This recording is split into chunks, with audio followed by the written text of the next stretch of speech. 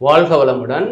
நம்ம வாழ்ற வாழ்க்கையில நம்மளுடைய அடையாளம் அப்படின்றது இந்த உடலையோ அல்லது மற்ற அடையாளங்களையோ கிடையாது. நம்ம கிட்ட இருந்து வரக்கூடிய குணநல பேருன்னு சொல்லுவாங்க. ஒருத்தன் வந்து அன்பா குணத்தை வெளிப்படுத்திக்கிட்டு இருந்தான் அப்படின்னா ரொம்ப பாசமானவேன்னு சொல்லுவாங்க. அதுவே கடுகடுன்னு சிடுமூஞ்சி மாட்டா இருந்தோம் அப்படின்னோம்னா சிடுமூஞ்சின்னு சொல்லுவாங்க.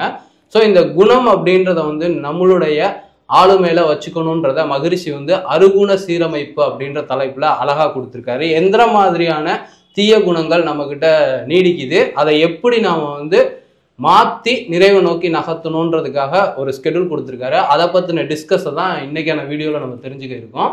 அருகுண சீரமைப்பு அப்படின்றதுல வந்து சினம், கடும்பற்று, பேராசை, முறையற்ற பார்க்கல் வச்சு, உயர்வு தாழ்வு மனப்பான்மை, வஞ்சம் அப்படின்ற 6 நிலைகளை சொல்றாங்க. இந்த குணங்கள் தான் மனிதனை வந்து மகத்தான நிலையில இருந்து மட்டமான நிலைக்கு தள்ளிட்டு போகுது. சோ இதை கவனிச்சு இத வேற மாட்டம் மாத்திட்டோம் அப்படின்னா நல்லா இருக்கும்னு சொல்றாரு. ஃபர்ஸ்டா இப்ப பேராசை அப்படின்றத நம்ம கணக்குல எடுத்துக்கலாம். மொத்தம் 6 குணங்கள் சொல்றாரு. ஒவ்வொரு குணங்களையும் என்ன குணமா மாத்தணும் அப்படிங்கிறதையும் சொல்லியிருக்காரு. இப்ப ஃபர்ஸ்ட் வந்து இந்த பேராசை அப்படிங்கிறது. அதுக்கு முன்னாடி இந்த குணம் அப்படிங்கிறது ஒரு உதாரணத்துக்கு இன்னைக்கு இந்த பொண்ணுக்கு மாப்பிள்ளை பார்க்கும்போது, மாப்பிள்ளைக்கு பொண்ணு பார்க்கும்போது பெரும்பாலும் என்ன சொல்லுவாங்கன்னா நல்ல குணமனமாக இருக்கணும் அப்படிம்பாங்க. இன்னைக்கு கொஞ்சம் பணத்தையும் பார்க்க ஆரம்பிச்சிட்டாங்க, அது வேற பிரச்சனை. ஆனால் பொதுவாக வந்து என்னென்னா இந்த குணம் அப்படிங்கிறத வச்சு தான் ஒரு மனிதனை வந்து நம்ம ஒரு அடையாளமே படுத்துகிறாங்க. அது இல்லை அப்படின்னோம்னா, சொல்ல போனோம்னா ஒரு நல்ல குணம் இல்லை அப்படின்னோம்னா மனிதர்கள் பட்டியலில் இருந்தே கூட எடுத்துடுறாங்க. மனுஷனே இல்லையாப்பா அப்படின்னு. பெரிய ஒரு நம்ம மனிதனாக வச்சுக்கிறதே இந்த ஒரு குணம் அப்படிங்கிற ஒரு அற்புதமான ஒரு விஷயம் அது. அதனால தான் அவர் மகரிஷி என்ன பண்ணுறாருன்னா அந்த 6 குணத்துக்கு முக்கியத்துவம் கொடுத்துருக்காரு. அதில் நீ சொன்ன மாதிரி முதல் விஷயம் வந்து பேராசை. இப்போ மக்களுக்கு ஒரு குழப்பம் இருக்குது. என்னென்னா உன்னை ஏன் நான் ஆசைப்படக்கூடாதா, எனக்கு தகுதி இல்லையா, என்னுடைய ஆசையை நீ என்ன முடிவு எடுக்கிறது, எனக்கு திறமை இருக்குது, எனக்கு நாலேஜ் இருக்குது, நான் வந்து எவ்வளோ பெருசாக ஒரு சில இதுலெல்லாம் கூட இந்த ஜக்கிவாசி இதில் கூட அத்தனைக்கும் ஆசைப்படுன்னு சொல்லிட்டு அவர் எழுதியிருப்பார். ஆசைங்கிறது தப்பு இல்லை, ஆனால் ஒரு குழப்பம் இருக்குது. என்ன குழப்பம் இருக்குது அப்படின்னா ஆசை அப்படின்னா என்ன, பேராசை அப்படின்னா என்னன்னு குழப்பம் இருக்குது. இப்போ ஏன்னா அவங்க பகுத்து பார்க்க தெரியணும்ல, எது ஆசை எது பேராசைன்னு தெரிஞ்சுன்னா அப்போ அந்த பேராசையை நீக்கிட்டு அந்த ஆசை என்னவோ அதை மட்டும். அதுக்கு எக்ஸாம்பிள் சொல்றதுன்னா நம்ம எப்படி சொல்லலாம், ஒரு உதாரணத்துக்கு பேராசை அப்படின்னா இப்ப நம்மளுடைய செயலுக்கு தகுந்த விளைவு அப்படின்றத வந்து மகரிஷி வந்து அடிச்சு ஆணித்தனமா சொல்லுவாரு. சோ ஆசை அப்படின்றது மனிதனுக்கு வந்து அவசியம் தேவை, இல்லைன்னா வாழ்க்கை அப்படின்றதே இல்லை. பசி இருக்கு, தாகம் இருக்கு, இருக்கிறதுக்கு இடம் வேணும், கொடுத்துறதுக்கு உடை வேணும், அடிப்படை தேவைன்னு ஒண்ணு அடிப்படை. அது இல்லாம நம்ம வந்து எனக்கு வீடு வேணாம், எனக்கு வந்து ஆடை தேவையில்ல, உணவு தேவையில்ல நம்ம சொல்ல முடியாது. மகரிஷி என்ன சொல்றாங்கன்னா இயல்பு வாழ்க்கையை விட்டு ஒரு பேரின்ப நிலைக்கு சித்த நிலைக்கு போகணுன்றது கூட ஒரு ஆசை தான். அந்த ஆசை அப்படின்றது எல்லாத்துக்கும் இயல்பு. ஆனா அதோட இயக்கம் அப்படின்றது இங்க செயல்ல தான் இருக்கு. ஒரு ஆசைப்படுறீங்க அப்படின்னா அந்த ஆசைக்கான செயல்கள் செஞ்சோம்னா விளைவு வந்து, பட் வெறும் ஆசை மட்டும் படக்கூடாது. பேராசைன்றதை எதுல அவர் சொல்றாங்கன்னா இப்ப கோயிலுக்கெல்லாம் நம்ம போறோம், என்ன பண்றோம், கோயிலுக்கு போய் சாமி கும்பிட்டு போவோம், வேண்ட ஆரம்பிக்கிறோம், சாமி புலம்புறோம், நிறைய கேட்பாங்க கடவுள்கிட்ட. இந்த வாழ்க்கையில வந்து நமக்கு கிடைச்சதுக்கு நன்றி சொல்லிட்டு வந்துட்டோம் அப்படின்னோம்னா நடக்கும். அதை விட்டுட்டு நாம இங்க செய்யற செயல்கள், இங்க வந்து நம்ம வாழ்க்கையில வேணுங்கிறதுக்கு தகுந்த செயல்களை செய்யாம அங்க போயிட்டு வேணுங்கிறத கேட்டுட்டு இங்க வந்து வேண்டாத செயல்களை செஞ்சுக்கிட்டு இருக்கோம்.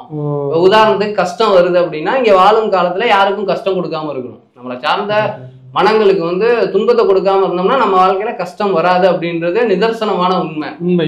ஆனா இங்க என்ன பண்ணுவோம், கறிக்கடை வச்சிருப்போம், இல்லாட்டினா நம்ம பண்ணக்கூடிய தொழில்கள் தான் மற்றவங்களுக்கு குழப்பங்களையோ கொடூரத்தையோ செய்யற மாட்டோம் இருக்கும்போது இங்க கடவுள்கிட்ட போயிட்டு நம்ம வேண்டதுனால நம்ம வாழ்க்கை மாறுமான்னு கேட்டீங்கன்னா கிடையாது. அப்ப இந்த ஆசை அப்படிங்கிறது வந்து நீங்க என்ன வேணும்ன்றத டிசைட் பண்ணுங்க, அதுக்கு என்ன செய்யணும்ன்றத செய்ய ஆரம்பிங்க. வெறும் ஆசை வந்து ஆசையா மட்டும் நின்றுட்டு செயல்கள் வேற மாட்டம் இருந்துச்சு அப்படின்னா அது பேராசை அப்படிங்கிறாங்க. இன்னொரு உதாரணம் கூட சொல்லலாம். என்னன்னா நீங்க சப்போஸ் எதை வேணாலும் அடையலாம். ஒருத்தர் வந்து இப்போ ஒருத்தர் 50 லட்சம் ரூபாய்க்கு கார் வாங்கணும்னு நினைக்கிறாரு, அவர்கிட்ட போய் ஏங்க நீங்க போய் பேராசைப்படாதீங்க, நீங்க போய் 5 லட்சம் ரூபாய்க்கு கார் வாங்கன்னு நம்ம சொல்ல முடியாது. தவறு இல்லை அந்த ஆசைங்கிறது. ஆனால் அது எப்படி இருக்கணும் அப்படின்னோம்னா அதை அடைவதற்கு உண்டான அந்த தகுதி அவருக்கு இருக்கணும். முதல்ல தேவை இருக்கணும், அப்புறம் வந்து அதை அடையிறதுக்கு உண்டான முழு தகுதியையும் அவர் வளர்த்துக்கணும். அதுக்கு உண்டான உழைப்பு, அதுக்கு உண்டான முயற்சி, அதுக்கு உண்டான விடாமுயற்சி, இப்படி பல விஷயம் இருக்குது. ஏதோ ஒரு வழியில பிறரை வந்து ஏமாத்துறது மூலமா அல்லது பிறருக்கு துரோகம் செய்யறது மூலியமா அல்லது வந்து இவர் செய்யக்கூடிய செயல்கள் வந்து பிறருடைய உடலுக்கோ மனசுக்கோ இல்லை பிற உயிர்களுக்கோ அந்த வருத்தம் அடையாம நேர்மையான முறையில இப்போ நம்ம இந்த லீகலா எத்திக்கலா சொல்லுவோம் இல்லையா, இப்போ இந்த முறையான வழியில அவர் போய் அவர் உடலுக்கும் மனசுக்கும் கூட பிரச்சனை வந்துடக்கூடாது. இப்போ ஒரு உதாரணத்துக்கு ஒருத்தர் வந்து ஒரு பெரிய ஒரு விலை மதிக்க முடியாத சொத்து ஒன்று வாங்கணும்னு நினைக்கிறாரு. அதனுடைய விலை 1 கோடி. ரொம்ப கஷ்டப்பட்டு வாங்கிட்டாரு, கடனை உடனே வாங்கி எதையோ ஒன்று பண்ணி வாங்கிட்டாரு. அதை வாங்கி முடிச்சதுக்கப்புறம் என்ன ஆயிருது அப்படின்னோம்னா இவரோட உடல் ரீதியாகவும் வந்து பிரச்சனையில் மாட்டிக்கிறாரு, உள்ள ரீதியாகவும் பிரச்சனையில் மாட்டிக்கிறாரு, பல மன உளைச்சல்களில் மாட்டிக்கிட்டாருன்னா அதுக்கப்புறம் அவருக்கு என்ன வரும் அப்படின்னா உடலில் வியாதி வரும், பிரச்சனை வரும், மருத்துவமனை செய்வார், நாளடைவில் இறப்புக்கே போகிறதுக்கு வாய்ப்பு இருக்குது. இப்போ ஒரு விஷயத்தை அடையிறோம் அப்படின்னா சரி நம்மளுடைய உடம்பும் மனசும் சரி, மற்றவங்களுடைய உடம்பும் மனசும் சரி, குடும்பத்துலேயும் சரி, சுற்றமும் சரி, சமுதாயமும் சரி, இந்த உலகமும் சரி, எல்லாமே நன்மை அடையணுமே ஒழிய அந்த பேர ஆர்வத்தில் இப்போ ஒன்றும் இல்லை. ஒரு உதாரணத்துக்கு லஞ்சம் அப்படிங்கிற ஒரு விஷயம் வந்து இப்போ இருக்குது பொதுவாக. இப்போ இந்த லஞ்சம் வாங்குறவங்களுக்கெல்லாம் ஒரிஜினலாக சம்பளம் கொடுக்குறாங்களா கொடுக்கலையா அப்படின்னு கேட்டது நல்ல சம்பளம் வாங்குறாங்க, தரமான சம்பளம், 50,000 ரூபாயிலேருந்து 1,00,000 ரூபா. இவ்வளவு வருமானம் வரும்போது கூட இதுக்கு மேற்கொண்டு இந்த சம்பாதிக்கணும் அப்படிங்கிறது இருக்குல்ல. இப்போ இந்த வருமானம் வருது, இது வந்து ஆசை. அவங்க வந்து என்ன பண்ணுறாங்கன்னா உழைப்பை அதிகப்படுத்துகிறாங்க, திறமையை அதிகப்படுத்துகிறாங்க, அடுத்தடுத்த போஸ்டிங் போகிறாங்க. அந்த அடுத்தடுத்த போஸ்டிங் போகும்போது சம்பளம் கூடும். இல்லை அது பகுதி நேரமாக ஏதாவது ஒன்று பண்ணுறாங்க, ஒரு தொழில் பண்ணுறாங்க அப்படின்னா அது வேற. ஆனால் சம்பளம் வந்து 1,00,000 ரூபா வருது.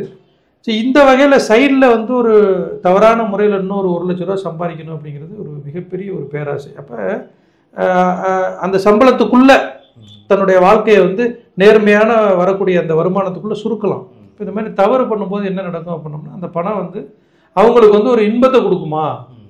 ஏன்னா தவறான முறையில் வருது இல்லையா, தவறான முறையில் வரும் பணம் தவறாமல் தவறான வழியில் செல்லும் அப்படிம்பாங்க. இதை யாரும் வந்து பெருசாக நினைக்கிறது இல்லை. அப்போ மகரிஷி சொல்லக்கூடிய ஒரு விஷயமே என்னன்னா, நீங்கள் செய்யக்கூடிய செயல் யாருக்குமே துன்பத்தை கொடுக்கல, எந்த ஜீவனுக்கும் சரி இயற்கைக்கும் சரி, அது மாதிரி நீங்கள் உங்கள் உடம்புக்கும் துன்பம் இல்லாமல் நேர்மையான முறையில். அதுக்காக வந்து இன்னைக்கு எலான் மஸ்க் கிட்ட இன்னைக்கு எவ்வளோ பெரிய பணம் இருக்குது, இன்னைக்கு எத்தனையோ லட்சம் கோடி சொல்கிறாங்க. இப்போ அவர் வந்து பேராசைப்பட்டார்னு சொல்ல முடியுமா? அப்போ என்னென்னா லீகலாக முறையாக வந்து உங்களால் அதாவது அதுக்காக மன உளைச்சல் பட்டு உங்கள் உடம்பை இழந்து உங்கள் உயிரை இழந்து மனக்குழப்பமாகி அதுக்கப்புறம் நமக்கு வர்றதை விட எவ்வளோ அது அப்படி சம்பாதிக்கிறத விட எவ்வளோ முடியுதோ அதை சம்பாதிச்சுட்டு சுகமாக இருக்கிறது ஒரு பெரிய விஷயம். அப்போ துன்பம் இல்லாமல் நீங்கள் பணம் சம்பாதிக்கிற மாதிரி இருந்தால் அது 1,00,000 சரி, 2,00,000 சரி, 1 கோடியும் சரி, தாராளமாக அதை சம்பாதிக்கணும். பிறருக்கு கொஞ்சம் நம்ம கொடுத்தும் வந்து உதவணும் பண்ணோம்னா அந்த பணம் அவங்களுக்கு நிலைக்கும். இப்போ இந்த பேராசை அப்படின்றதுல வந்து ரொம்ப சிம்பிளா ஒரு விஷயத்த சொல்றாங்க. உலகத்தையே ஆளணும்ன்ற ஆசை இருக்கலாம், பட் அதுக்காக அன்பு செலுத்த கத்துக்கணும், அன்பால ஆள முடியும். அடக்கி ஆளணும்ன்றது பேராசையா நினைக்கிறேன். இன்னொன்னு தகுதி நிலைன்னு ஒண்ணு சொன்னீங்க, அது ரொம்ப அருமையான ஒரு வாக்கியம். ஏன்னா சின்ன குழந்தையில வந்து ஒரு 14 வயசுலயே எதிர்பாலினத்து மேல ஈர்ப்பு வருது, கல்யாணம் பண்ணிக்கணும்ன்ற ஆசை. இது வந்து ஆசை, ஆனா அதுக்காக காலம் தாழ்த்தணும். ஒரு 27 வயசு வரைக்கும் நம்ம செட்டில் ஆகிற வரைக்கும் ஓரளவுக்கு அந்த படிச்சு முடிச்சுட்டு இந்த லைஃபுக்கு போற வரைக்கும் வெயிட் பண்ணணும். எனக்கு இப்பவே வேணும் அப்படின்னு காதலிக்கிறதெல்லாம் பேராசைக்கு பெரிய துன்பத்துக்கு. அது ஒன்றும் மகரிஷி இன்னொரு காரணமும் சொல்றாரு, என்னன்னா இப்போ ஆசைப்பட்டுக்கிட்டே இருக்கும், ஆனா நீ குறிப்பிட்ட காலத்துக்குள்ள அதை அடையலை அப்படின்னால் கூட உடலுக்கு பெரிய கேடு விளைவிக்கும் அப்படிங்கிறாரு. இப்போ நீ ஒரு பொருளை வாங்கணும்னு ஆசைப்படுறேன்னா அதுக்குன்னு ஒரு டைம் இருக்கு. ஒரு 1,00,000 ரூபாய்க்கு ஒரு பொருள் வாங்கணும், அது நாளைக்கே வாங்கணுங்கிறது இல்லை, அதுக்கு ஒரு 3 மாசமா டைம் எடுத்துக்கலாம். அந்த டயத்துக்குள்ள அதை போய் ரீச் பண்ணிடணும்.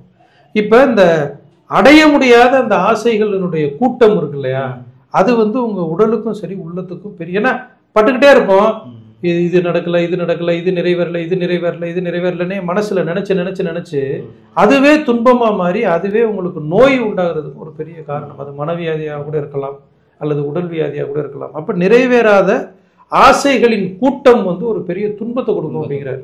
இப்ப அது ஒரு உண்மைதான். அது நம்மளே யோசிச்சு பார்த்தா விஷயத்தை நினைச்சுன்னா அடையணும், ஒண்ணு நினைக்கிறேன் அடைய முடியல, திருப்பி அதுக்கு அடுத்து ஒண்ணு நினைக்கிறேன் அதையும் அடைய முடியல, அதுக்கு பேசாம அடையக்கூடிய விஷயத்த நம்ம போய் ஆட்டோமேட்டிக்காக ஒன்று ரீச் பண்ணிக்கிட்டே இருந்தோம் அப்படின்னோம்னா நமக்கும் வந்து ஒரு ஊக்கமாக இருக்கும், நம்மளும் வந்து நினைச்சதெல்லாம் அடைஞ்சிக்கிட்டு இருக்கோங்கிற ஒரு மகிழ்ச்சியும் நமக்கு இருக்கும். இதுல ஒண்ணு இப்ப எலான் மஸ்க் சொன்னீங்க, என்னுடைய லைஃப்ல அவரை பார்க்கும்போது என்னன்னா அவர் வந்து ஆசைப்பட்டாரு. எதுக்கு ஆசைப்பட்டாரு அப்படின்னா பணத்துக்கு கிடையாது. உலக பணக்கார வரிசைகள் அவர் இருக்காருன்னா பணம் வேணும்ன்றது அவருக்கு தெரியும், பட் அது மேல மட்டும் ஆசை வைக்கல. அதுக்கு என்ன பண்ணலான்றத பார்த்தாரு. இந்த உலகத்திலேயே அதிக செலவு பண்ணக்கூடியது விண்வெளிக்கு அந்த இதை அனுப்புறது. அதை வந்து அனுப்பிவிட்டா திரும்ப கடலுக்குள்ள போய் ஒண்ணும் இல்லாம போயிருமா. இவ்வளவு காசு வேஸ்டா போகுதே, இந்த காசை மிச்சப்படுத்தினா என்ன ஆகும், நிறைய பேர்த்தோட காசு மிச்சமாகுமேனு அந்த ஒரு நோக்கத்துல பார்த்து அதுக்கான ஒரு முயற்சி, ஒரு புனிதமான நிலை, ஆசை கூட. அப்ப போற இதுல வந்து மொத்தத்தையும் கீழே கரெக்டா எந்த ஒரு டேமேஜும் இல்லாம இறக்குறதுக்கான ஒரு சேட்டலைட் மேல போயிட்டு இந்த மிச்ச பேலன்ஸ் இருக்கக்கூடிய பகுதிகள்லாம் வேஸ்ட் ஆகாம திருப்பி மறுபடியும் அதை பயன்படுத்துறாரு. அதை கரெக்டா. அப்ப அதுலயே பல கோடி வந்து மிச்சம். சின்ன வயசுல நம்ம விளையாடுவோம்ல கொடையை நிறுத்திட்டு, அததான் பாத்துருக்காரு. அப்ப ஒரு பொருளை வந்து ஸ்டேபிளா வைக்க முடியுது அப்படின்னா போனதை அப்படியே கொண்டு வந்து இறக்கவும் முடியும்னு அந்த கான்செப்ட பல முயற்சிகளுக்கு அப்புறம் வெற்றி கொண்டு அது மூலமா தான் அவரோட அந்த புகழ் வளர ஆரம்பிச்சு. அதுக்கப்புறம் ரொம்ப பெரிய புனிதமான ஆசை.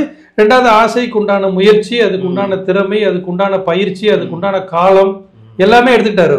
இதுல இன்னொன்னு, நம்ம அந்த கிரிவலம் எல்லாம் போவோம். ஆமா, அதுல வந்து என்னன்னா கஷ்டப்படக்கூடாதுன்றதுக்காக சுத்துவோம். நான் போனப்ப எனக்கு ஒண்ணு வந்தது என்னன்னா, கஷ்டப்படக்கூடாதுன்னு ஒரு விஷயத்த செய்யறோம் அப்படின்னோம்னா அது கஷ்டமா இருக்கக்கூடாது நமக்கு. இப்ப நடந்து போகும்போது பாத்தீங்கன்னா உடல்ல இருந்து உள்ளம் வரைக்கும் நோவுற வேலைகள்ல செயல்கள் இங்க வாழ்கிற வாழ்க்கையில வேற எதையாவது செஞ்சுட்டு அதோட விளைவுகள் வேணான்னு சொல்லிட்டு இங்க மேற்கொண்டு தேவையில்லாத விஷயங்கள் அங்க செய்யும் போது அது சரியான, இது வந்து சரியான ஒரு திட்டமும் கிடையாது. அந்த திட்டத்துக்கு என்ன விளைவு கிடைக்கும்ன்ற அந்த தெளிவும் கிடையாது. தெளிவு இல்லாம ஒரு விஷயத்துக்கு ஆசைப்பட்டு செய்யக்கூடிய செயல்கள் எல்லாம் பேராசையில இருக்கு அப்படின்றது ரொம்ப அழகா சொல்லியிருக்காரு. அப்ப என்னன்னா முன்னோர்களே சொல்லுவாங்க, பேராசை பெரு நஷ்டம் அப்படின்னு சொல்லுவாங்க. அப்ப ஆசைப்படக்கூடாதுங்கிறது கிடையாது, முறையா இருக்கணும் அந்த ஆசையை. அதான் மதுரைசி வந்து ஆசையை வேண்டாம்னு சொல்லல.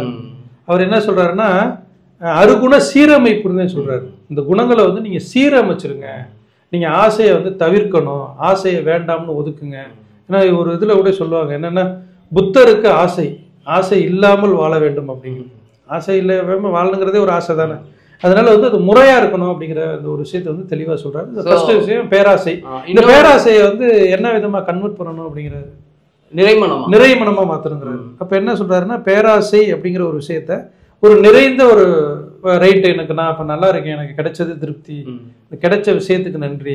ஏன்னா சில நபர்கள் என்ன பண்ணுவாங்கன்னா 1000 ரூபா வேணுமாங்க, 1000 ரூபா வந்தோடனே என்ன பண்ணுவாங்க அப்படின்னோம்னா எனக்கு 10,000 2000 ரூபா வேணுமாங்க, அப்புறம் அதுக்கப்புறம் திருப்பி 4000 ரூபா வேணுமாங்க. ஏன்னா அவங்களுக்கு வந்து என்னன்னா ஏதாவது ஒரு ஒன்று நிறைவடைஞ்ச உடனே அதை பயன்படுத்தி பார்த்துட்டு அதுல சலிப்பு வந்து திருப்பி அடுத்த கட்டத்துக்கு போவாங்க. இப்படியே போக அப்ப எப்பதான் மனசு நிறைவா இருக்கும் அப்படின்னோம்னா காலம் முழுக்க மரண காலம் வரைக்குமே கூட அவருக்கு எல்லாமே கிடைச்சிருக்கும். ஆனா நிறைவா வாழ்ந்திருக்காரான்னு கேட்டா அது ஒரு பெரிய கேள்விக்குறி. இதுக்கு வந்து ஒரு தெளிவான ஒண்ணு வந்து என்னன்னா, ஆசை அப்படின்றது கனவு உலகம், அடுத்து வரக்கூடிய ஒண்ணு கனவு காண்றது.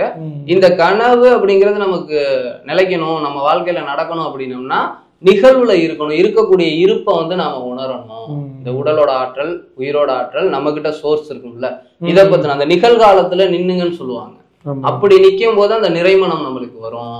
நம்ம கிட்ட இருக்கக்கூடிய இருப்பை உணரும் போது இது இந்த ஒண்ணு கிடைக்கும் போது அடுத்த கோலுக்கு போயிருவாங்க, அது கிடைச்ச உடனே அதுக்கு அடுத்த கோலுக்கு போயிருவாங்க. அப்ப எப்படின்னா யாருமே இப்போ ஓசோ கூட வந்து என்னன்னா, இப்போ புத்த மதத்திலையும் சரி அவங்க சொல்லக்கூடிய ஒரே ஒரு விஷயம் என்னன்னா ப்ரெசன்ட்ல இரு, அவ்வளவுதான், இக்கணத்தில் வாழு அப்படிங்கிறத.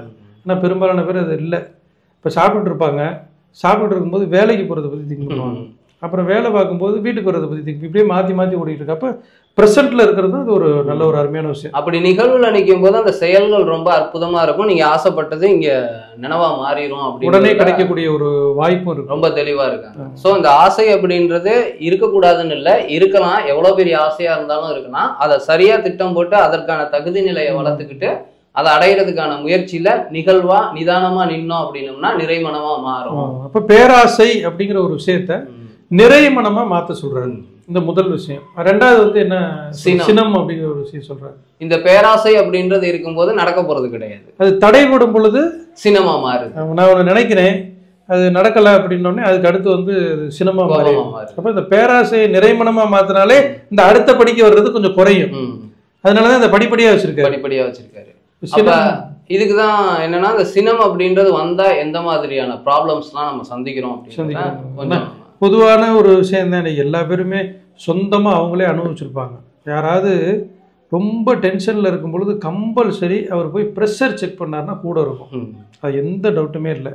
இன்னொரு செக்கப் கூட பண்ணலாம், இசிஜி நீ எடுத்து பார்த்தா பண்ணோம்னா ஹார்ட் பேஷண்ட் மாதிரி காமிக்கும்.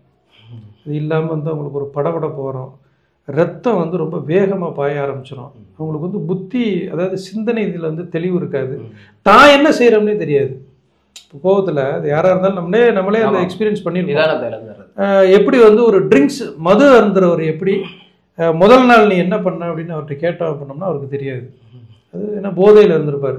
அப்போ சினம் அதிகமானால் கூட எப்படி மது அருந்துறாரோ அவருக்கு என்ன தெரியாதோ அதே மாதிரி தன்னை மறந்த நிலையிலே இருக்காங்க. நிறைய பேர் வந்து இந்த ஜெயிலில் இருக்கக்கூடிய கைதிகள்லாம் போய் கேட்டோம்னா நல்ல மனிதர்களாக இருப்பாங்க, நல்ல மனிதர்களாக தான் இருப்பாங்க. பேசி பார்த்தா ஆச்சரியமாக இருக்கும். ஆனால் என்ன நடக்கும் அப்படின்னோம்னா அந்த ஒரு குறிப்பிட்ட வினாடி இந்த வரக்கூடிய கோபத்தில் ஒரு மனிதனையே தாக்கி அவனையே வந்து அவனுடைய உயிரையே எடுக்கக்கூடிய அளவுக்கு வந்து போனவங்களாம் நிறைய பேர் இருக்காங்க. ஆனால் அவங்கள கேட்டு பார்த்தோம் அப்படின்னோம்னா அவங்க என்ன சொல்லுவாங்கன்னா, அந்த நான் ஒரு குறிப்பிட்ட வினாடியை நான் கடந்திருந்தேன் அப்படின்னோம்னா இந்த சம்பவம் நடந்திருக்காது. ஏன்னா அதுக்கப்புறம் அவர் வாழ்நாள் முழுக்க அங்கே இருக்கணும், மனைவி இருப்பாங்க, குழந்தைங்க இருப்பாங்க, தொழில் இருக்கும், இதெல்லாம் விட்டுட்டு இருக்கும். ஒரு குறிப்பிட்ட வினாடி பட்ட கோபத்துக்கு தன்னுடைய வாழ்நாள் இப்போ ஆயுள் தண்டனைலாம் இருக்குது. ஆயுள் தண்டனைங்கிறது கடைசி வரைக்கும் தண்டனையில் இருக்கிறது. எவ்வளோ பெரிய கொடுமையான ஒரு விஷயம். அப்போ சினத்தினால உடல் வந்து பெரிய அளவில் அஃபெக்ட் ஆகுது அப்படிங்கிறது வந்து இன்றைக்கி மக்கள்கிட்ட வந்து நாம தான் சொல்லி இதை தெரிஞ்சுக்கணும் அப்படிங்கிற தேவை இல்லை. ஒவ்வொருத்தருமே அவங்க சினப்படும் பொழுது அவங்களுடைய உடலில் நடக்கக்கூடிய மாற்றங்களை ஒவ்வொருத்தருமே அனுபவிச்சிருப்பாங்க. நீங்கள் மருத்துவமும் சொல்லுது, ஏன்னா ஏதாவது ஒரு பிரச்சனை நேராக போகிற மருத்துவமனைக்கு டாக்டர் வந்து என்னென்னா ஒரு உணவு முறையை கேட்பாரு, எல்லாத்தையும் கேட்பாரு. அதுக்கடுத்து ஏதாவது அடிக்கடி கோவப்படுவீங்களான்னு கேட்பாரு, இல்லை ஏதாவது ஸ்ட்ரெஸ்ஸில் இருப்பீங்களான்னு கேட்பாரு, கவலையில் இருப்பீங்களான்னு.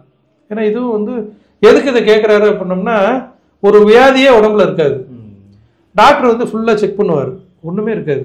ஆனால் இவங்க அந்த பிரச்சனையை சொல்லுவாங்க. அப்போ அவர் என்ன சொல்லுவார் அப்படின்னோம்னா ஒன்றும் இல்லைங்க, நீங்கள் சாப்பிட்டு சந்தோஷமாக இருங்க அப்படிங்கிற மாதிரி ஒரு கட்டத்துக்கு போவாங்க. இப்போ உடல்லையும் வியாதி, மனதிலையும் வியாதி, மனக்குழப்பம், மனநல பிரச்சனைகள். மனநல பிரச்சனையெல்லாம் இந்த மருத்துவமனைக்கு போனோம்னா முதல்ல வந்து அவங்களுக்கு கோவப்படுறதை கொஞ்சம் குறைப்பாங்க, மாத்திரை கொடுத்து இந்த வேகத்தை குறைப்பாங்க. அந்த டேப்லெட்லாம் சாப்பிடும்போது வேகம் குறைஞ்சிடும்.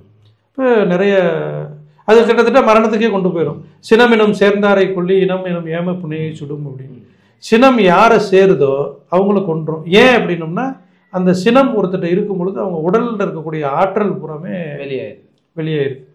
அது கவலைக்கும் கூட பொருந்தும். இருந்தாலும் அந்த கவலை கூட ஒருத்தர் அமைதியாக கவலைப்பட்டு இருக்கலாம். ஆனால் சினம் அப்படிங்கிறது அதை விட ஒரு பெரிய ஒரு விஷயம். இன்னொன்று வந்து கவலையை கூட அவங்க மட்டும் படுறாங்க, சினம் இன்னொருத்தரை வந்து பாதிக்கக்கூடிய அந்த உறவு முறைகள்லையும் வந்து சிக்கல் வர்றதுக்கு உண்டான அந்த சினம் வந்து ஒருத்தருக்கு வந்துடுச்சுனாவே அவங்க கிட்ட வந்து அந்த நிதானம் இருக்காது, பதட்டம் வந்துடும். இயல்பா இருக்கும்போது இருக்கக்கூடிய தெளிவு இருக்காது, அந்த கம்ஃபர்டபுளான ஃபீல் இருக்காது. முடிச்சோன்னா என்ன பண்ணுவோம்னா ஐயோ கோவப்படாம இருந்திருக்கலாமே அவங்களே வருத்தப்படுவாங்க. அந்த அளவுக்கு இருக்கு சூழல்களை வீணாக்கும். இந்த சினம் அப்படிங்கிறது தொத்து நோய் மாட்டோம்னு சொல்றாரு. சேரக்கூடிய இப்ப நமக்கு கோவம் வருது, நம்ம கோவப்பட்டு வீட்டுல இருக்க யாரையாவது திட்டோம்னா அவங்க கோவமாயி அடுத்த இது ஒரு மேனேஜர் இருக்காரு, கீழே இருக்க எம்ப்ளாயிட்ட கோவப்பட்டோடனே அவர் எம்ப்ளாயி மேனேஜர் மேல கோவப்பட முடியாது. ஏன் அப்படின்னோம்னா அவரை விட அவர் சொல்றதை கேட்கறவங்கள்ட்ட தானே கோவப்பட முடியும். மேனேஜர்கிட்ட கோவப்பட்டோம்னா உடனே வேலையை விட்டு அனுப்பிச்சிருவாரு. அப்ப இவர் என்ன பண்ணுவாருன்னா தனக்கு கண்ட்ரோல்ல இருக்கவங்க யாரு, கீழே வந்து ஒய்ஃப் இருக்காங்களா குழந்தை, அப்ப அங்க கொண்டு போவாங்க ஒய்ஃப் கிட்ட. அந்த ஒய்ஃப் என்ன பண்ணா அவங்க என்ன பண்ணுவாங்க, அவங்க இவர் மேல பண்ண முடியாது, குழந்தைங்க மேல போடுவாங்க. அப்ப என்னன்னா சினம் அப்படிங்கிறது ஒரு சங்கிலி தொடர் மாதிரி, எங்கேயோ ஒரு பக்கத்தை தட்டி விட்டாலும் அது அப்படியே காட்டு தீ மாதிரி போயிட்டே இருக்கும் அப்படிங்கிறாங்க. இப்ப நம்ம கோவப்படுறதுனால நம்ம பலவீனமாகிறது மட்டும் இல்லாம நம்மளை சுற்றி உள்ளவங்களையும் பலவீனப்படுத்தும். அது பெரிய பாவப்பதிவு. அதாவது உறவு முறைகள்லையும் வந்து பல சிக்கல். அதாவது சுருக்கமா சொல்ல போனோம்னா அவன்கிட்ட போய் ஏன்ப்பா பேசிட்டு இருக்க, பெரிய கோவக்காரப்பா. ஆமா, கோவப்படுறவங்க கிட்ட யாரும் பேசவும் மாட்டாங்க, பழகவும் மாட்டாங்க, இருக்கவும் மாட்டாங்க, நம்ப மாட்டாங்க. அந்த மாதிரி பல பிரச்சனைகள் இருக்கு. அப்ப இந்த சினம் அப்படிங்கிறத என்ன மாதிரி கன்வெர்ட் பண்ணணும், பொறுமையா மாற்றணும். ரைட். அப்போ பேராசை அப்படிங்கிற ஒரு விஷயத்தை நிறைமனமாக மாற்றிடணும். இந்த சினம் அப்படிங்கிறது பொறுமை அப்படிங்கிற அந்த ஒரு விஷயத்தை கையான பொறுமை அப்படிங்கிறது ஒரு மிகப்பெரிய ஒரு எல்லை இல்லாத ஒரு நிலை. ஆமாம், அது இப்போ சில பேர் சொல்லுவாங்க பொறுமைக்கும் எல்லை இருக்குது அப்படின்னா. மாதிரி சொல்றாரு. எல்லாம் இருந்துச்சுன்னா அதுக்கு பேர் பொறுமை இல்ல. அப்போ அந்த பூமாதேவி பொறுமைக்கு வந்து இந்த பூமாதேவி கூட நம்ம உதாரணம் சொல்லுவாங்க. நீ எவ்வளோதான் பண்ணாலும் அது வந்து நம்மளை தாங்கிக்கிட்டு இருக்கு அப்படின்னு. அப்போ அந்த பொறுமை, அந்த சினத்தை வந்து அந்த பொறுத்தார் பூமி ஆழ்வார் அப்படின்னு கூட சொல்லுவாங்க. அந்த பொறுமையாக இருந்தோம் அப்படின்னோம்னா நமக்கு கிடைக்கக்கூடிய எத்தனை விஷயமா இருந்தாலும் நமக்கு கிடைக்கக்கூடிய ஒரு வாய்ப்பு இருக்குது. நம்ம உடல் ஆரோக்கியமாகவும் இருக்கிறதுக்கு வாய்ப்பு இருக்குது. நிறைய நட்பும் வந்து பெரிய. இப்போ ஒருத்தரே வந்து திடீர்னு ஏதோ ஒன்று திட்டுறாரு, பொறுமையாக அவர் இருக்காருன்னு வச்சுக்கவே, கொஞ்ச நேரம் கழிச்சு என்ன பண்ணுவாருன்னா திட்டினவர் போய் யோசிப்பார், இவரை போய் நம்ம திட்டோமா அப்படின்னு.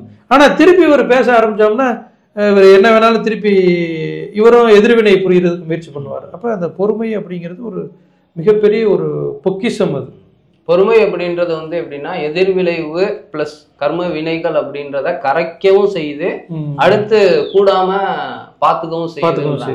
ஒருத்தர் திடீர்னு ஒருத்தர் வந்து அடிக்கிறாரு, கோவம் வந்து நம்ம திருப்பி அவர்கிட்ட பேசிட்டோம் அடிச்சிட்டோம் அப்படின்னம்னா அந்த அடி வாங்கணுன்ற வினை நம்ம கிட்ட இருக்கு, அதுக்கான தகுதி இருக்கும் போதுதான் அது நம்ம கிட்ட வருது. ஸோ அதை கொடுக்க வந்த ஒருத்தர் போஸ்ட்மேனை வந்து நம்ம விரட்டி அடிக்கிற மாட்டோம், திட்டி அனுப்புற மாட்டோம், அவருக்கு வந்து நன்றி சொல்லி பழகணும். நன்றி சொன்னோம் அப்படின்னம்னா இங்க என்ன ஆகுதுன்னா கடனை கரிச்ச சந்தோஷம் கிடைக்குது. அப்ப அவர் செஞ்ச செயல் வந்து இங்க துன்பத்தை கொடுக்கல, அப்ப அவர் புண்ணியம் செஞ்சதா மாறிடுது, அவரை பாவக்காரனா மாத்தல. அதே டைம் நம்மளுடைய கர்மமும் கழிஞ்சிருது. சப்போஸ் நம்ம கோவப்பட்டோம் அப்படின்னம்னா நம்மளுடைய கடனை தீர்க்க வந்தவரை நன்றி கடன் இல்லாம உதவி செஞ்ச வந்தவங்களுக்கு உபத்திரம் பண்ண மாட்டோம். அப்ப இங்க வேதனைப்பட்டதுனால அவரையும் பாவக்காரன், உதவி பண்ண வந்தவங்கள பாவக்காரன் ஆகுனா பெரும் பாவத்துக்கு நம்ம உள்ளாகிறோம். அதுவே அடிச்சும் போது நமக்கு தீங்கு செஞ்ச மாட்டோம் ஒரு செயலை செஞ்சாலும் அதை நம்ம நன்மையா ஏத்துக்கும் போது அவரை புண்ணியக்காரனா மாத்துனதுனால பெரும் புண்ணியத்துக்கு ஆளாகிறோம். இந்த பொறுமை வந்து உங்களை வந்து பிறப்பின் நோக்கத்தை அடைகிறதுக்கே அழைச்சிட்டு போகுது. பூமி ஆழ்வார்னு சொல்லிட்டாங்க, பெரிய அளவுல ஒரு விஷயம் அது பொறுமை அப்படிங்கிற அமைதி அப்படிங்கிற அந்த தன்மையோட இணைய வச்சிரும் உங்களை பேரமைதியோட அப்படிங்கிறது. அடுத்து வந்து மூணாவது ஒரு விஷயம் என்னன்னா கடும் பற்று அப்படின்னு சொல்றாங்க.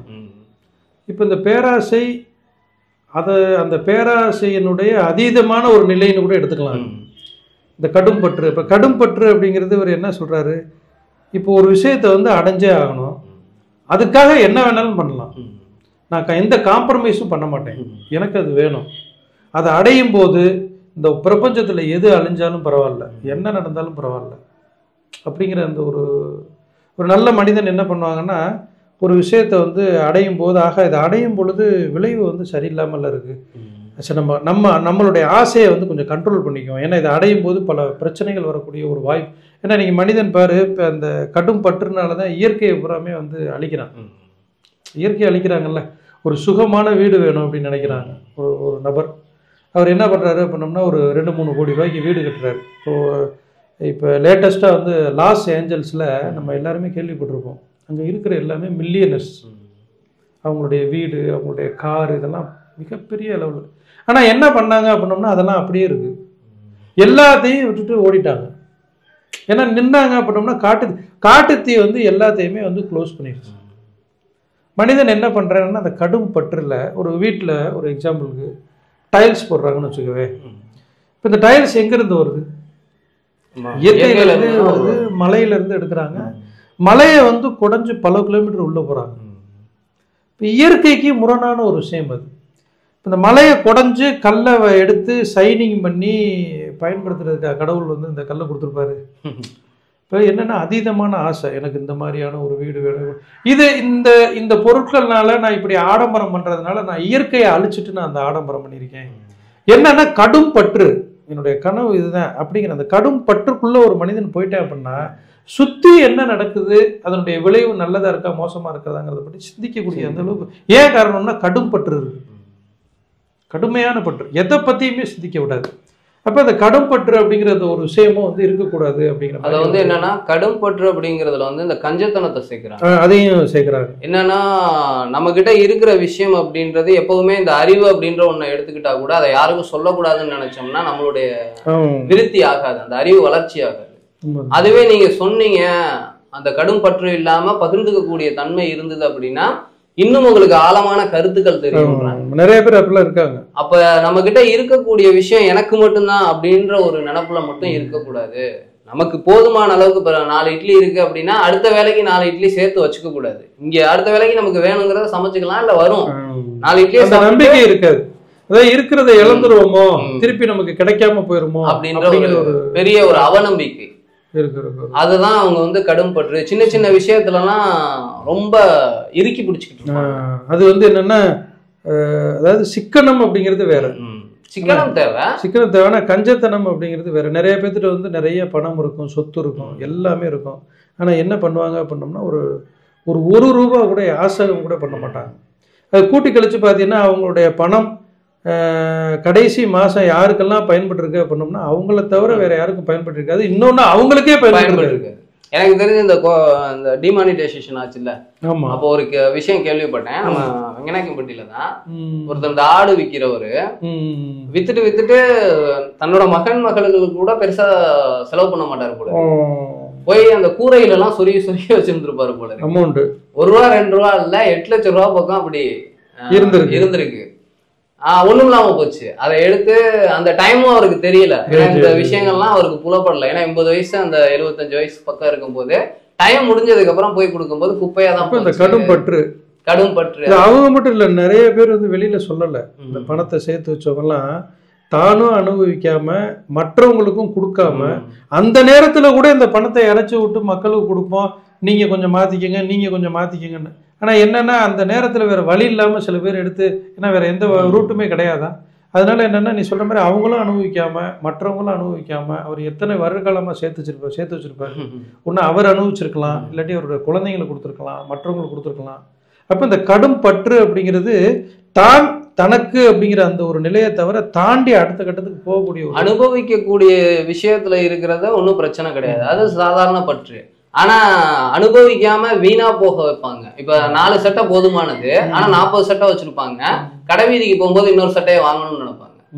அந்த சட்டை வேணும் எனக்கு அப்படின்ற மாட்டோம். அது அவசியமா அப்படிங்கிறது அங்க இருக்காது. அந்த பற்றுல வந்து இதை யோசிக்கிறது இல்லை.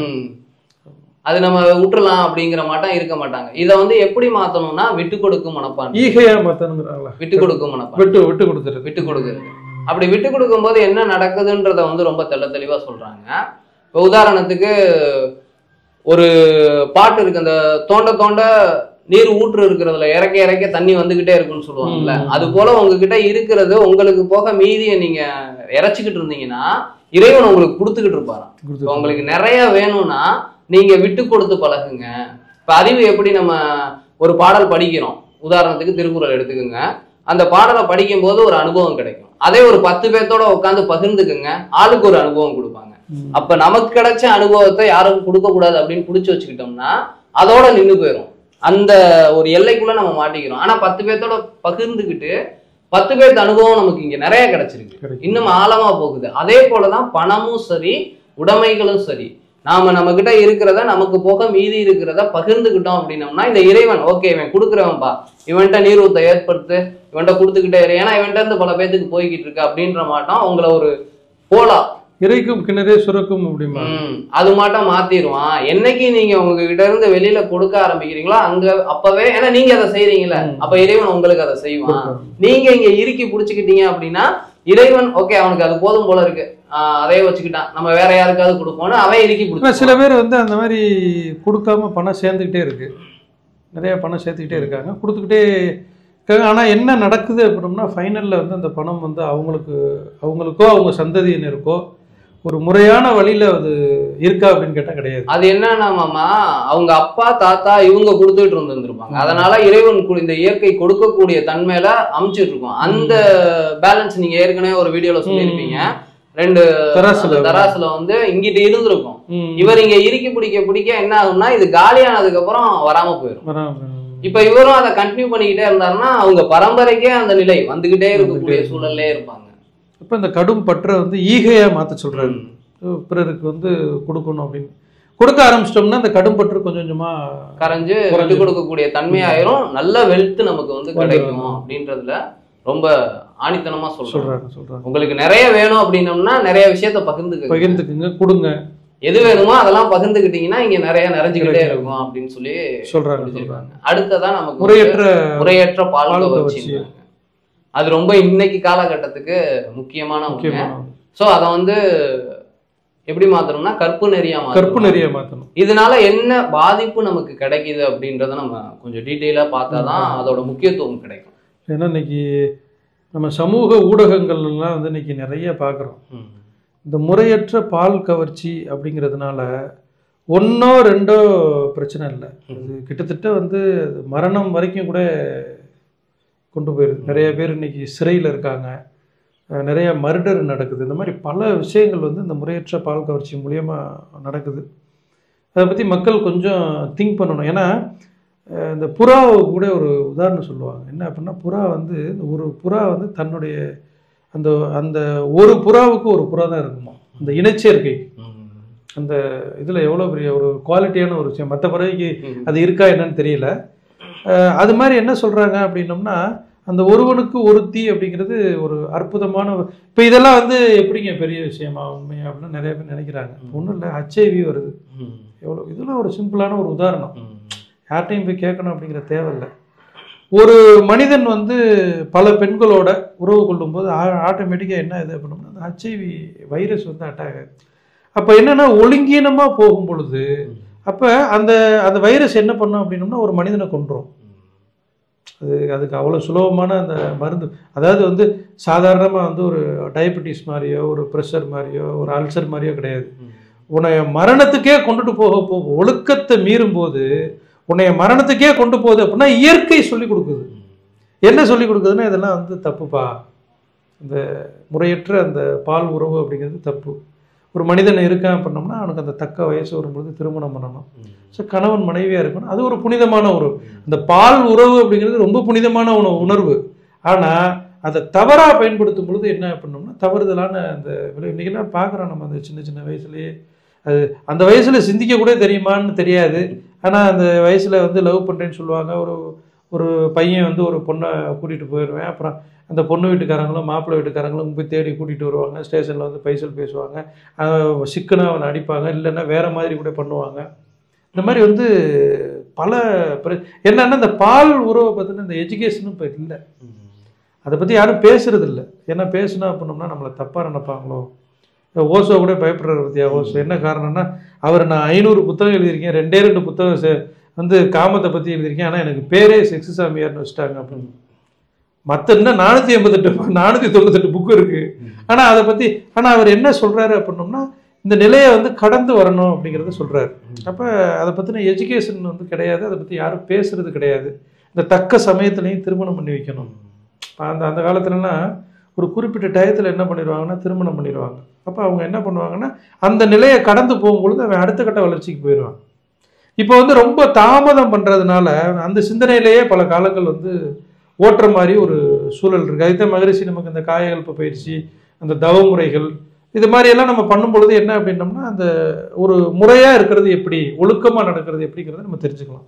முறையற்ற பால் கவர்ச்சி அப்படிங்கும்போது என்னுடைய அனுபவத்தில் நான் நிறைய விஷயங்களை பார்க்கும்போது எனக்கு தோணுனது, ஒரு மனிதனுக்கு வந்து பசி எவ்வளவு முக்கியமோ அது இருக்கிறது போல அந்த இயற்கையின் இயல்பு போலவே இந்த ஒரு ஈர்ப்பும் இருக்கு. அது கரெக்டா அந்த வயசுல வந்துருது. அந்த காலத்துல ஒரு விஷயத்த நீங்க கவனிச்சு பார்க்கலாம். பழைய கோயில்களுக்கு போனீங்கன்னா பள்ளி அறை அப்படின்ற ஒரு நிலை இருக்கும். பள்ளிக்கூடத்துக்கும் பள்ளி அறை தான் இருக்கும், நாம கத்துக்கக்கூடிய நிலை. இப்ப தாம்பத்தியம் பண்ணக்கூடிய இடத்துக்கும் அந்த பள்ளி அறை தான் பேரு.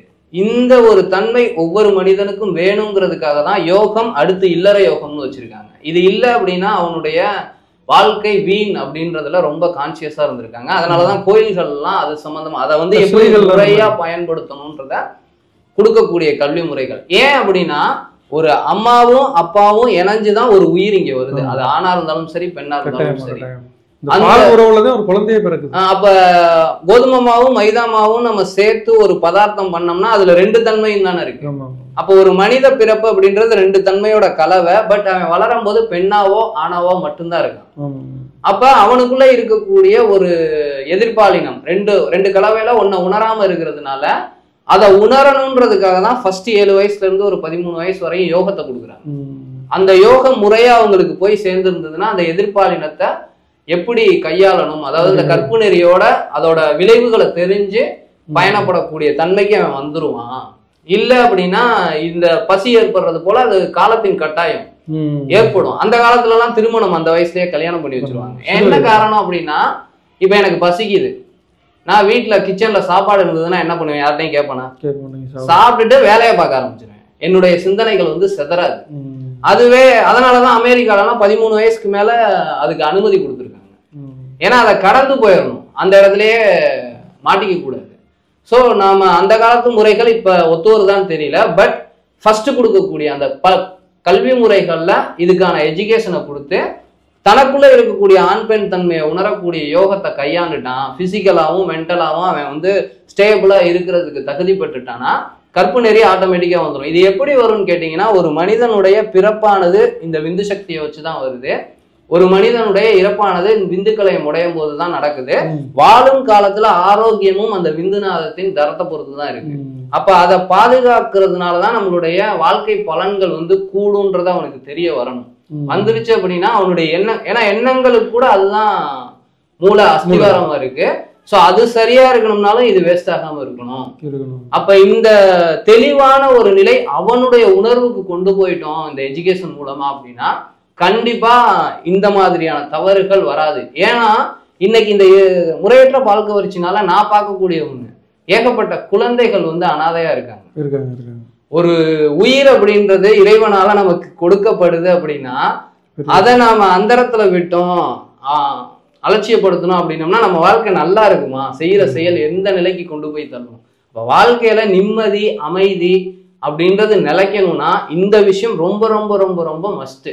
அதனால பிரசண்டா வந்து இன்பத்தை கொடுக்குற மாதிரி தெரிஞ்சாலும் அது எதிர்காலத்துல கம்பல்சரி ஒரு பெரிய ஒரு துக்க நிலைக்கு கொண்டு போய் மரணம் அப்படின்றத பல பிரச்சனைகளும் வர்றது, வாழும் காலத்துல மரண வலியோட வேற வாழ்ற மாதிரி. சோ இந்த டாபிக் மட்டும் எல்லா பெற்றோர்களுமே பிள்ளைங்களுக்கு எந்த கல்வியை கொடுக்கணும், எந்த ஒரு நாலேஜ கொடுக்கணும், அதுக்கு கல்வியை கொடுக்கணும்னா எப்படி எங்க போய் கத்து? மகரிஷி ஐயா வந்து கரெக்டா அந்த 13 நம்ம நார்மல் பள்ளிக்கூடத்துல இருக்கக்கூடிய கல்வியில இல்ல, அவங்க ஒரு குருகுல கல்வியோ அல்லது இந்த மாதிரியான ஒரு அமைப்பு மூலமா போய் சில பயிற்சிகளை எடுத்து அதை பத்தின நாலேஜ் எடுத்துக்கிட்டு செயல் விளைவு தத்துவம் எல்லாம் தெரிஞ்சுக்கிட்டு அப்ப அவங்க யோசிப்பாங்க, அப்ப இது தவறான செயல், அப்ப இதுக்கு தவறான விளைவு கிடைக்கும், இந்த செயல் நம்ம செய்யக்கூடாது. இப்ப ஸ்கூல்லே எல்லா ஸ்கூல்லயுமே யோகம் அப்படின்றது இருக்கு, ஆசனங்கள்லாம் சொல்லி தராங்க. ஜஸ்ட் நாடி சுத்தி தண்டுவோட சுத்தி பண்ணாவே ரன்னிங் போனா கூட இந்த எண்ணங்கள் வந்து குறைஞ்சிருக்குமா?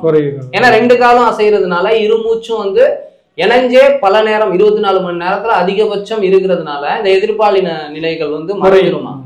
யோகத்தில் இருக்கக்கூடிய சில இன்பங்கள் அவங்க அனுபவிக்கும் போது ஞானிகள்லாம் என்ன சொல்றாங்கன்னா, அந்த இதை வந்து சிற்றின்பம்ங்கிறாங்க. சிற்றின்பத்துல கடைசி இன்பம் எது அப்படின்னம்னா அந்த உடல் கலப்பு மூலியமா வரக்கூடிய ஒரு இன்பம். இப்ப கடவுளை அடையக்கூடிய இன்பத்தை வந்து பேரின்பம் அப்படின்னு சொல்றாங்க.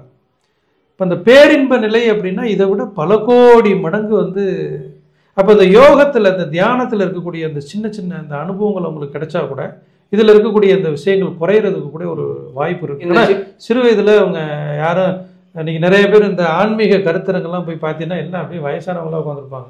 அதை தான் தெரியப்படுத்தணும். இப்ப சிற்றின்பம் அப்படின்றது ஒரு குறிப்பிட்ட எல்லைக்குள்ள ஒரு காலத்துக்குள்ள அடங்கக்கூடியது, அதுக்கப்புறம் அவஸ்தையா மாறும், நமக்கு அவங்களுக்கு அதுலயே ஒரு அதிருப்தி வரும். பட் பேரின்பம் அப்படின்றது இந்த கழியக்கூடிய நிலை, கரையக்கூடிய நிலை, காலத்துக்குள்ள கட்டுப்பட்ட நிலை இல்லை, அது நீடிக்கும். இப்ப தியானத்திலையும் அந்த இல்லறத்துக்கு தகுந்த இன்பத்தை காட்டிலும் 100 மடங்கு அதிகமா நமக்கு கிடைக்கும். அது என்னன்னா ஒரு காலத்துக்குள்ள இல்லாம நீடிச்சுக்கிட்டே இருக்கும், நித்திய நிலையில இருக்கும். இது ஒரு குறிப்பிட்ட வினாடிகள் தான் வந்து இந்த இன்பம் நீடிக்கும். ஏற்கனவே அருகுண சினம் இப்ப வந்து ஃபர்ஸ்ட் நாள் பார்த்தாச்சு, பேராசை, சினம், கடும்பற்று, முறையற்ற பால்கவர்ச்சி, இப்ப உயர்வு தாழ்வு மனப்பான்மை அப்படின்ற தலைப்புல நாம சொல்ல விரும்புறது நம்ம சொல்லலாம். பொதுவாக இப்போ இருக்க மக்கள்கிட்ட நம்ம எல்லாத்துட்டையுமே பார்க்குறோம், ரொம்ப தெளிவாக தெரியும். ரொம்ப பெரிய அளவில் ஒருத்தருக்கு ரெஸ்பெக்ட் கொடுக்குறோம்னா அவர்கிட்ட என்ன இருக்கணும் அப்படின்னு யார்கிட்ட கேட்டாலும் தெளிவாக சொல்லிடுவாங்க, பணம் அப்படிங்கிற அந்த ஒரு விஷயம். அது நீங்கள் இருக்கக்கூடிய சூழலில் தான் யார்கிட்டெல்லாம் பணம் இருக்கோ, யாரெல்லாம் வசதியாக இருக்காங்களோ அவங்கள ஒரு மாதிரியாக மக்கள் வந்து அவங்கள பார்க்குறாங்க, அவங்களுக்கு ஒரு மாதிரி மரியாதையும் கொடுக்குறாங்க. இப்போ ஒரு இடத்துல ஆனால் அவர்கிட்ட குணம் இல்லாமல் கூட இருக்கலாம், அவர் மோசமான மனிதராக கூட இருக்கலாம், ஆனால் அவர்கிட்ட வந்து பொருளாதாரத்தில் வந்து மேம்பட்ட நிலையில் இருக்கும்போது அவருக்கு ஒரு மாதிரி மரியாதை கொடுக்குறாங்க. சப்போஸ் அந்த பொருளாதாரம் இல்லாமல் இருக்கிறவங்க ஏழைகள்னு நம்ம சொல்கிறோம் இல்லையா, ஆனால் அவங்க குணத்தில் வந்து ரொம்ப தங்கமான ஆளாக கூட இருக்கலாம், ஆனால் அவங்களுக்கு வந்து ஒரு பெரிய மரியாதையை வந்து கொடுக்கறது இல்லை. அதாவது சுருக்கமாக சொல்ல போனால் மரியாதை அப்படிங்கிறது தீர்மானிக்கிறது வந்து பொருளாதாரம் அப்படிங்கிற ஒரு சூழலில் ஒரு 90% நான் சொல்கிறது. அதுக்காக வந்து அப்போ பணம் இல்லாமல் குணமாக இருக்கிறவங்கள மதிக்கிறது இல்லையா அப்படின்னா கிடையாது. ஸோ அப்படியே இருக்காங்க, ஆனால் பெரும்பாலும் இந்த 90%ங்கிறது பொருளாதாரத்தை அடிப்படையாக வச்சு அந்த மரியாதை கொடுக்குறாங்க. இன்னொரு உதாரணம் கூட பார்க்கலாம். இப்போ இந்த மேரேஜுக்கெல்லாம் போகிறாங்க இல்லையா, இப்போ இந்த திருமணத்துக்கெல்லாம் போகும்போது சில பெண்கள் என்ன பண்ணுவாங்கன்னா, மெயினாக அவங்களுக்கு தேவையான விஷயம் என்ன அப்படின்னோம்னா அந்த ஜுவல்ஸு, அந்த அவங்க கட்டிட்டு போகிற அந்த சேலை, எதுக்குங்க இதெல்லாம் கேட்குறாங்க அப்படின்னு யோசிச்சு பார்த்தோம் அப்படின்னோம்னா, அவங்க வாங்க வாங்க வாங்க வாங்க வாங்க அப்படின்னு அந்த ரெஸ்பெக்ட்டுக்காகவே, வேற ஒன்றும் பெருசாலாம் அவங்க வந்து தன்னை வந்து அழகாக வச்சுக்கணும், அழகாக தெரியணுங்கிறது கூட ரெண்டாவது பட்சம். பெரும்பாலும் அவங்களுடைய நோக்கம் என்ன அப்படின்னோம்னா, அந்த ஜுவல் இல்லாமல் போனாங்க அப்படின்னா அவங்களுக்கு அந்த இடத்துல ரெஸ்பெக்டே கொடுக்குறது இல்லை. எவ்வளோ பெரிய கொடுமையான ஒரு விஷயம் பாருங்கள். நமக்காகத்தான் அந்த அது வந்து ஒரு ஆபரணம், அது ஒரு உயிரற்ற பொருள், அது ஒரு மெட்டல். நீங்கள் ஒன்றும் இல்லை, நாளைக்கே வந்து தங்கம் செல்லாதுன்னு சொல்லிட்டாங்கன்னு வச்சுக்கவே, அது ஒரு மெட்டல் தான், இரும்பு மாதிரி தான் அது. இருப்பு அப்படி தான் இருந்தது. அது என்னன்னா அதுக்கு ஒரு வேல்யூ கொடுக்க ஆரம்பிச்சாங்க, அதை ஆபரணங்களாக செய்ய ஆரம்பிப்போ என்னன்னா பொருளாதாரம், அவங்க என்ன கார் வச்சுருக்காங்க, அவங்கள்ட்ட எவ்வளோ பணம் இருக்குது, அவங்க எப்படி வந்து ஒரு ஆடம்பரமாக வர்றாங்க, ஸோ இதை பொறுத்து தான் மக்கள் ஒருத்தருக்கு மரியாதை கொடுக்குறாங்களே ஒழிய உண்மையான குணம் என்ன. ஆனால் பெரும்பாலும் என்னென்னா அந்த மாதிரி இருக்கிறவங்கள்ட்ட பெரிய குணம் இருக்குமாங்கிறதும் கேள்விக்குறி தான். இப்போ நம்ம இந்த சோசியல் மீடியாவில் சமூக சேவை பண்ணுற அந்த வீடியோஸ் எல்லாம் சில வீடியோஸை பார்ப்பேன்.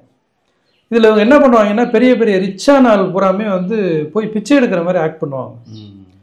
நிறைய பேர்த்துட்டு பணம் கேட்பாங்க, பெரிய பெரிய ஆளுகள்கிட்டலாம் கேட்பாங்க, ஆனால் யாருமே பணம் கொடுக்க மாட்டாங்க. போய் இந்த தெருவோரத்தில் யாசகம் எடுத்துக்கிட்டு இருப்பாங்க இல்லையா, அவங்கள்ட்ட போய் கேட்கும்போது என்ன பண்ணுவாங்கன்னா, அவங்க தான் பிச்சை எடுத்த காசு எடுத்து கொடுப்பாங்க. ஒன்றும் இல்லை, இதுலேருந்து இப்போ தெரிய வேண்டிய விஷயம் என்ன அப்படின்னா, அந்த ஏழ்மை நிலையில் இருக்க அந்த யாசகம் எடுக்கக்கூடிய நபர்கள்ட்ட இருந்த ஒரு இரக்கம் கூட அப்போ என்ன பண்ணுவாங்கன்னா, இந்த மாதிரி யார் கொடுக்குறாங்களோ அவங்களுக்கு இவங்க ஒரு பெரிய ஒரு $1000 $2000 பணத்தை கொடுப்பாங்க. ஆனால் சும்மா சாதாரணமாக சர்வீஸ் பண்ண மாட்டாங்க. பாரு அவர் எப்படி பண்ணுறாங்கன்னு ஆச்சரியப்பட்டேன். என்னன்னா, யாருக்கு சர்வீஸ் பண்ணணும் அப்படிங்கிற அந்த டெசிஷன் அவங்க எப்படி எடுக்கிறாங்க அப்படின்னோம்னா, டெஸ்ட் பண்ணுறாங்க ரியலாக. யாருக்கு வந்து கொடுக்கக்கூடிய மனசு இருக்கு அவங்களுக்கு சர்வீஸ் பண்ணுறாங்க. அப்போ இந்த ஏற்றத்தாழ்வு அப்படிங்கிறது இந்த பொருளை வச்சு, நகையை வச்சு, காரை வச்சு பண்ணுறது அது சரியா எனக்கு படலை. உனக்கு எதுவும் சரியா படுதா? இல்ல, எனக்கு ஏற்றத்தாழ்வு அப்படின்றது சரியான ஒரு விஷயம் கிடையாது. மகிழ்ச்சி என்ன சொல்றாருன்னா, இங்க வந்து ஒருத்தவங்க மேல ஒருத்தவங்க கீழே அப்படின்ற தாட் அப்படின்றது நம்மள மேற்கொண்டு கீழ்நிலை எடுத்துட்டு போகும். இன்னொன்னு, சும்மா நார்மலாவே நம்ம நல்லா இருக்கும் அப்படின்ற எண்ணம் நமக்கு இருக்கும். ஓரளவுக்கு நம்ம இருக்க பொசிஷன் எப்பவுமே நம்ம குடிசையில இருந்தாலும் நம்ம கிட்ட இருக்கக்கூடிய சோர்ஸ் அப்படின்றது அந்த ஆணவத்தை தொட்டு நமக்கு கீழே தான் எல்லாத்தையும் பார்க்க சொல்றோம். அப்படி பார்க்கக்கூடிய தன்மையை திருக்குறள்லயே ஒரு இடத்துல என்ன சொல்றாங்கன்னா, நமக்கு அவனுக்கு நாம பரவாயில்ல அப்படின்ற எண்ணம் வந்துச்சுன்னா அவனை விட மோசமான நிலைமையில நாம இருக்கோமா. அந்த அளவுக்கு நம்மளுடைய அந்த பிரபஞ்ச சக்தியானது நம்மளுடைய நிலையை கீழ் நோக்கி இழுத்துட்டு போகுது. எப்பவுமே ஒரு மனிதனை பார்க்குறோம் அப்படின்னம்னா, இந்த இயற்கை எல்லா மனிதனுக்கும் எப்படி எல்லாத்தையும் சமமா கொடுத்துருக்கோ அதே போலதான் உடல், மனம், உயிர், ஆன்மா அப்படின்றத கொடுத்துருக்கு. அவங்கவுங்க பிறந்த இடம், வளர்ந்த சூழ்நிலைகளை தொட்டு அவங்க கிட்ட திறமைகள் வேறுபட்டு இருக்கும். இப்ப நான் பண்ற வேலையை இன்னொருத்தர் பண்ண மாட்டாரு, இன்னொருத்தர் பண்ற வேலையை நாம பண்ண மாட்டோம். ஆக ஒருத்தர் வந்து மேல கீழேன்னு நீங்க பாத்தீங்கன்னா நீங்க கீழ்நிலைக்கு போய்கிட்டு இருக்கீங்க. எப்பவுமே ஒரு உயிரையே சொல்றாரு அவர், மனிதர்களை மட்டும் இல்ல. இப்ப உயிர்கள் கூட சொன்ன மாதிரி உயிர்கள், சூழ்நிலைகள், மனிதர்கள், இப்படி எதை வேணாலும் எடுத்துக்கலாம். எதையுமே மேல கீழங்கிற மாதிரி பார்க்காம ஒரு சமநிலையில வச்சு பாக்குறது வந்து எப்பவுமே நீங்க செய்ய முடியாத வேலை அது செஞ்சுக்கிட்டு இருக்கும். யாரை பார்த்தாலுமே எல்லாருமே. இப்போ ஒரு மூட்டை தூக்குற தொழிலாளியை கூட பார்த்தோம்னு வச்சுக்கோங்க, நம்மளால ஒரு 50 கிலோவை தூக்கிட்டு நடக்க முடியாது, ஒரு 10 அடி. அவங்க போவாங்க. அப்ப அவங்க கிட்ட இருக்கக்கூடிய அந்த உயர்ந்த நிலை, அதிகபட்சமான அந்த ஸ்ட்ரென்த்து, எதை நம்ம வியப்பா பார்க்கக்கூடிய தன்மைக்கு போறோமோ, அதாவது பாராட்டக்கூடிய நிலையில இருக்குமோ, அந்த அளவுக்கு பார்க்க கத்துக்கிட்டோம் அப்படின்னோம்னா நம்மளுடைய உயர்வானது உயர்ந்து கொண்டே போகும். ஏன்னா எப்பவுமே நாம வந்து உயர்வான விஷயத்த பார்க்க பார்க்க பார்க்க பார்க்க நம்மளுடைய தாட்டானது உயர்ந்த இடத்தை நோக்கி நகர்ந்துகிட்டு இருக்கோம். இப்ப நாம இங்க இருந்துட்டு இவன் என்னை விட மோசமானவன், இவன் எனக்கு கீழே தான் அப்படின்ற மட்டம் தட்டி பேசிக்கிட்டு இருக்கோம், மட்டம் தட்டி பார்த்துக்கிட்டு இருக்கோம் அப்படின்னோம்னா நமக்கே தெரியாம நம்மளுடைய வாழ்க்கையை வந்து பின்னோக்கி இழுத்துக்கிட்டு இருக்கோம். ஸோ உயர்வு தாழ்வு மனப்பான்மை அப்படின்றது நம்ம வாழ்க்கைக்கு மிக ரொம்ப அவசியம். நீங்க ஒருத்தர்கிட்ட இருக்கக்கூடிய உயர்ந்த விஷயங்களை, பண்புகளை பார்த்து அவங்களுக்கு மரியாதை கொடுக்க ஒரு எறும்பை பார்த்தா கூட அதுகிட்ட ஒரு சீர்மையான ஒரு நிலை இருக்கும். அது நகர்ந்து போறது, ஒட்டுமொத்தமா ஒரு பொருளை பார்த்துட்டா மற்ற எல்லாத்தையும் கூட்டிட்டு வந்து சாப்பிட்றது, காக்கை கிட்டையும் அது போல. இது போன்ற உயர்ந்த நிலைகள் எல்லாத்தையுமே நற்பண்புகள் எல்லாத்தையுமே பார்க்க கத்துக்கிட்டோம் அப்படின்னோம்னா நாம் நல்ல நிலை சுருக்கமா சொல்ல போனோம்னா எல்லாத்தையுமே அந்த இந்த உயர்வு தாழ்வு மனப்பான்மை அப்படிங்கிறது நேர்நிறை உணர்வா மாத்த சொல்றாரு. என்னன்னா சமமா பார்க்க சொல்றாரு. அதே போல இன்னொன்னு கூட சொல்றாங்க, என்னன்னா இப்போ ஒருத்தரை நம்ம பார்க்குறோம்னு வச்சுக்கவே, அவர்கிட்ட பெரிய ஒரு அளப்பரிய திறமை இருக்கு அப்படின்னா ரொம்ப பெரிய விஷயமா பார்த்துட்டோம் அப்படின்னோம்னா நீங்க ரொம்ப சின்ன ஆளாயிடுறீங்க அப்படிங்கிற மாதிரி. ஒருத்தரை பார்த்து ரொம்ப வியக்கிற, அப்ப ரொம்ப பெரிய லெவல்ல வியக்கும் போது அவருக்கும் நமக்கும் இடைவெளி வந்து ரொம்ப தூரமா இருக்கிறதா நம்ம நினைக்கிறோம். இப்படித்தானே?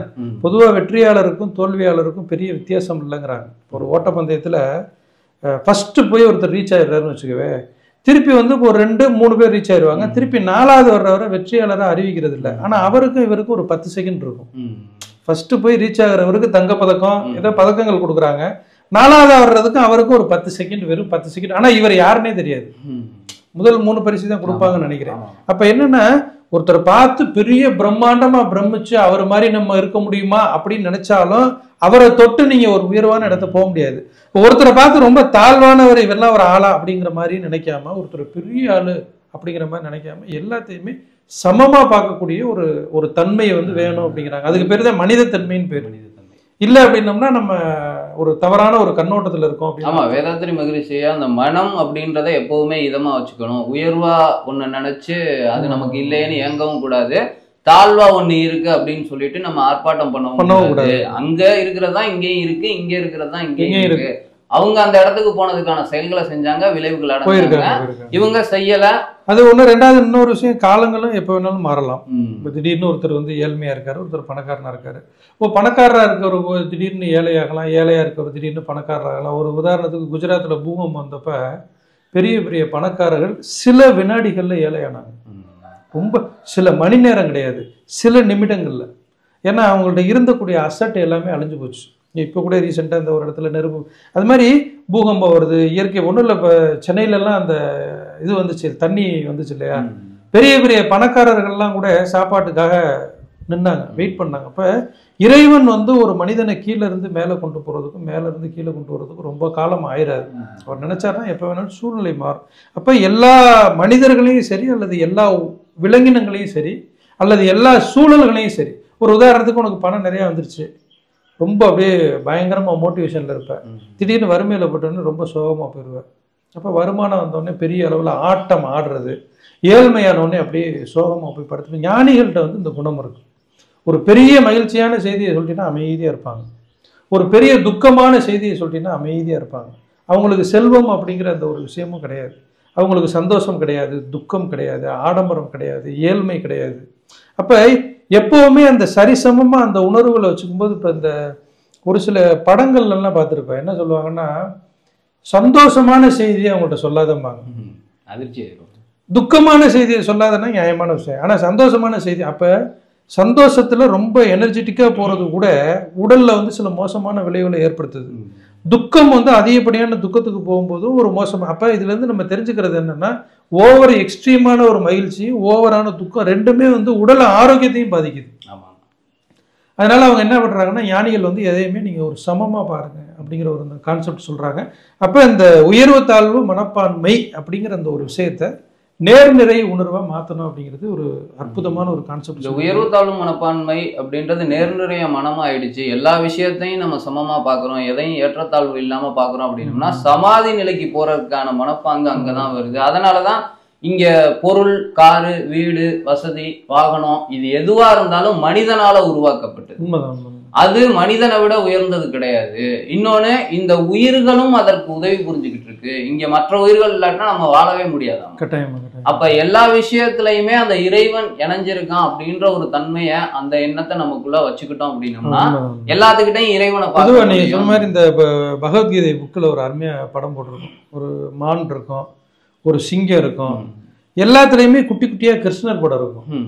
அப்ப என்னன்னா, எல்லாத்துலேயுமே இருக்கக்கூடிய அதான், அது எப்பொருள் யார் யார் வாய் கேட்பினும் அப்பொருள் மெய்ப்பொருள் காண்பது அறிவு. அப்போ எந்த பொருளை பார்த்தாலும் அதனுடைய மெய்ப்பொருள். இப்போ ஒரு மனுஷனை பார்க்கறதுனால வித்தியாசமாக பார்க்குற, அவருடைய ஆன்மாவை பார்க்க ஆரம்பிச்சிட்டோம்னா, இப்போ உள்ள இருக்கக்கூடிய அந்த இறைத்தன்மையை பார்க்க ஆரம்பிச்சிட்டா, இப்போ யாருக்காவது ஒருத்தருக்கு 4 கண்ணு அல்லது கிட்னி வந்து 7 கிட்னி, இல்லை காது வந்து ஒரு 14 காது. இப்போ கடவுளினுடைய படைப்புல எல்லா மனிதனுக்குமே ஒரே மாதிரி உடல் உறுப்புகள், ஏதாவது பாதிப்புல கொஞ்சம் நெஞ்சம் இருக்கலாமே ஒழிய இயற்கை வந்து எல்லாமே சமமாக தான் எல்லாத்துக்கும் கொடுத்துருக்கு. ஆனால் மனிதன் தான் என்ன பண்ணுறேன் அப்படின்னோம்னா ஒவ்வொருத்தருடைய திறமையை வச்சு ஏற்றத்தாழ்வை பார்க்கறது, அல்லது வந்து அவருடைய இனத்தையோ அவருடைய சமூகத்தை வச்சு பார்க்கறது, அவருடைய நிறத்தை வச்சு பார்க்கறது, அவர்கிட்ட இருக்க பொருளை வச்சு பார்க்கறது, அவருடைய வீடை வச்சு பார்க்கறது, காரை வச்சு பார்க்கறது, இந்த மாதிரி என்ன பண்ணுறாங்கன்னா அந்த பாகுபாடு. அதனால தான் வள்ளலார் வந்து சமரச சத்திய சுத்த சன்மார்க்கம்னு வச்சுருக்காரு. அதில் சமரசம்னு ஒரு வார்த்தையை சேர்த்துருப்பாரு. அதுக்கு மீனிங் என்ன அப்படின்னா, ஸோ எல்லாமே இந்த உலகத்தில் இருக்கிறது ஒன்று தான் அப்படிங்கிற கான்செப்ட் வந்துருச்சுனாலே மனிதன் வந்து ஒரு உயர்ந்த இடத்துக்கு போயிடுறான். அதை நேர்நிறை மனமாக மாற்ற சொல்கிறாங்க. அதுக்கு அடுத்ததாக வந்து வஞ்சம் அப்படிங்கிற ஒரு விஷயம் சொல்கிறாங்க. இது வந்து ரொம்ப முக்கியமானது. ஏன்னா இன்னைக்கு வந்து மனிதர்கள் வந்து ஏதாவது ஒரு இடத்துல ஆசைப்படுறாங்க, அது கோபமாக மாறுது, அதை வெளிக்காட்ட முடியலை, வெளிக்கொணர முடியலை அப்படின்னா உள்ளுக்குள்ளேயே வஞ்சம் ஆயிடுது. ஆமாம், இப்போ பாஸ் வந்து திட்டுறாரு, இவர் பாஸை திட்ட முடியாது. அப்போ என்ன பண்ணுறாருன்னா பண்ணோம்னா உடனே வெளிப்படுத்த முடியாமல் ஒரு கோபத்தை சேமித்து வச்சோம் அப்படின்னோம்னா அது வஞ்சமாக மாறுது. ஆனால் உடனே வெளிப்படுத்திட்டா கூட பரவாயில்ல. ஆனால் இதை சேமித்து வைக்கிறது வந்து மகிழ்ச்சியை சேமித்து வைக்கலாம், அது ஆரோக்கியத்தை கொடுக்கும். அப்போ வஞ்சத்தை வந்து அந்த சேகரித்து வச்சோம் அப்படின்னோம்னா தன்னுடைய உடல் உறுப்புகளையும் அது கெடுக்கிறதுக்கு வாய்ப்பு இருக்குது, மனோ ஆரோக்கியத்தையும் கெடுக்கிறதுக்கு வாய்ப்பு இருக்குது. இது வந்து எப்படி சொல்றாங்கன்னா பழி வாங்குறது. நான் நிறைய பேர்த்துக்கிட்ட என்னன்னா, இப்ப நம்ம அம்மா கிட்ட அவங்களுடைய மாமியார் அது 10 வருஷம் 40 வருஷம் முன்னாடி கூட நடந்திருக்கும். அன்னைக்கு அவங்க பண்ணதை கூட இன்னமும் மனசுக்குள்ள வச்சுக்கிட்டு இருப்பாங்க. சோ இது வந்து நமக்கே தெரியும், நல்லதை கூட மறந்துடலாம் வாய்ப்பு இருக்கு. ஆனா இந்த கெடுதல் செய்யறத வந்து எத்தனை வருஷம் ஆனாலும் சரி அதை ஞாபகம் வச்சுக்கிட்டே இருப்பாங்க. இது வந்து என்னன்னா ஒரு அவாவின்மையினால வந்த கோபங்கள் அப்படிங்கிறதுனால, இப்ப கோபம் அப்படின்றதே கொடூரமானது, ஒரு கிருமிக்கு சமமானது. இப்ப வீட்டுக்குள்ள ஒரு ரூம்ல வந்து ஒரு பாக்டீரியாஸ் இல்ல கிருமிகள் வச்சிருந்தோம் அப்படின்னம்னா, அதை அந்த ரூமுக்குள்ள பல நாள் வச்சிருந்தோம்னா அது அந்த இடத்த மட்டும் இல்லாம அதை சுத்தி இருக்கக்கூடிய எல்லாத்தையும் அரிச்சிரும். அது போல நம்ம உள்ளுக்குள்ள அந்த வஞ்சம் வச்சிருந்தோம் அப்படின்னம்னா உடலை வந்து கொஞ்சம் கொஞ்சமா அரிச்சு. நம்மளே நிறைய பேர் பேசும்போது நான் பார்த்திருக்கேன், அடுத்த ஜென்மம் எடுத்தாது உன்னை பழி வாங்காம அதாவது இந்த ஜென்மத்தில், அதாவது ஒருவேளை இந்த ஜென்மத்தில் முடியாம போனால் கூட இது எவ்வளவு பெரிய ஒரு மோசமான ஒரு நிலைப்பாடு. அது எவ்வளவு, அதாவது சுட்டு அரிச்சிடும் நம்ம உடம்ப. அன்பு உணர்வுங்கிறது வேற. ஆனால் பொதுவாக வந்து இது கொஞ்சம் கஷ்டமான விஷயமும் கூட. நம்ம வாயில வந்து ஈஸியாக சொல்லிடலாம். திடீர்னு உனக்கு ஒரு பெரிய ஒரு துரோகம் ஒருத்தன் பண்றேன் அப்படின்னா அவனை போய் நீ வந்து மன்னிக்கிறதுங்கிறது, வஞ்சத்தை வந்து என்ன சொல்றாரு, மன்னிப்பு. அந்த வஞ்சம் அப்படிங்கிற ஒரு குணத்தை வந்து மன்னிப்பா மாற்ற சொல்றாரு.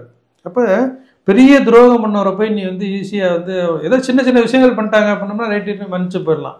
பெரிய மோசமான ஒரு விளைவை உனக்கு ஏற்படுத்தி கொடுத்துட்டு போய் மன்னிப்பா அப்படின்னு சொன்னோம்னா அது சாதாரண விஷயமா? ஆனால் சாதாரண விஷயம் கிடையாது, ரொம்ப கடினமான ஒரு விஷயம்தான்.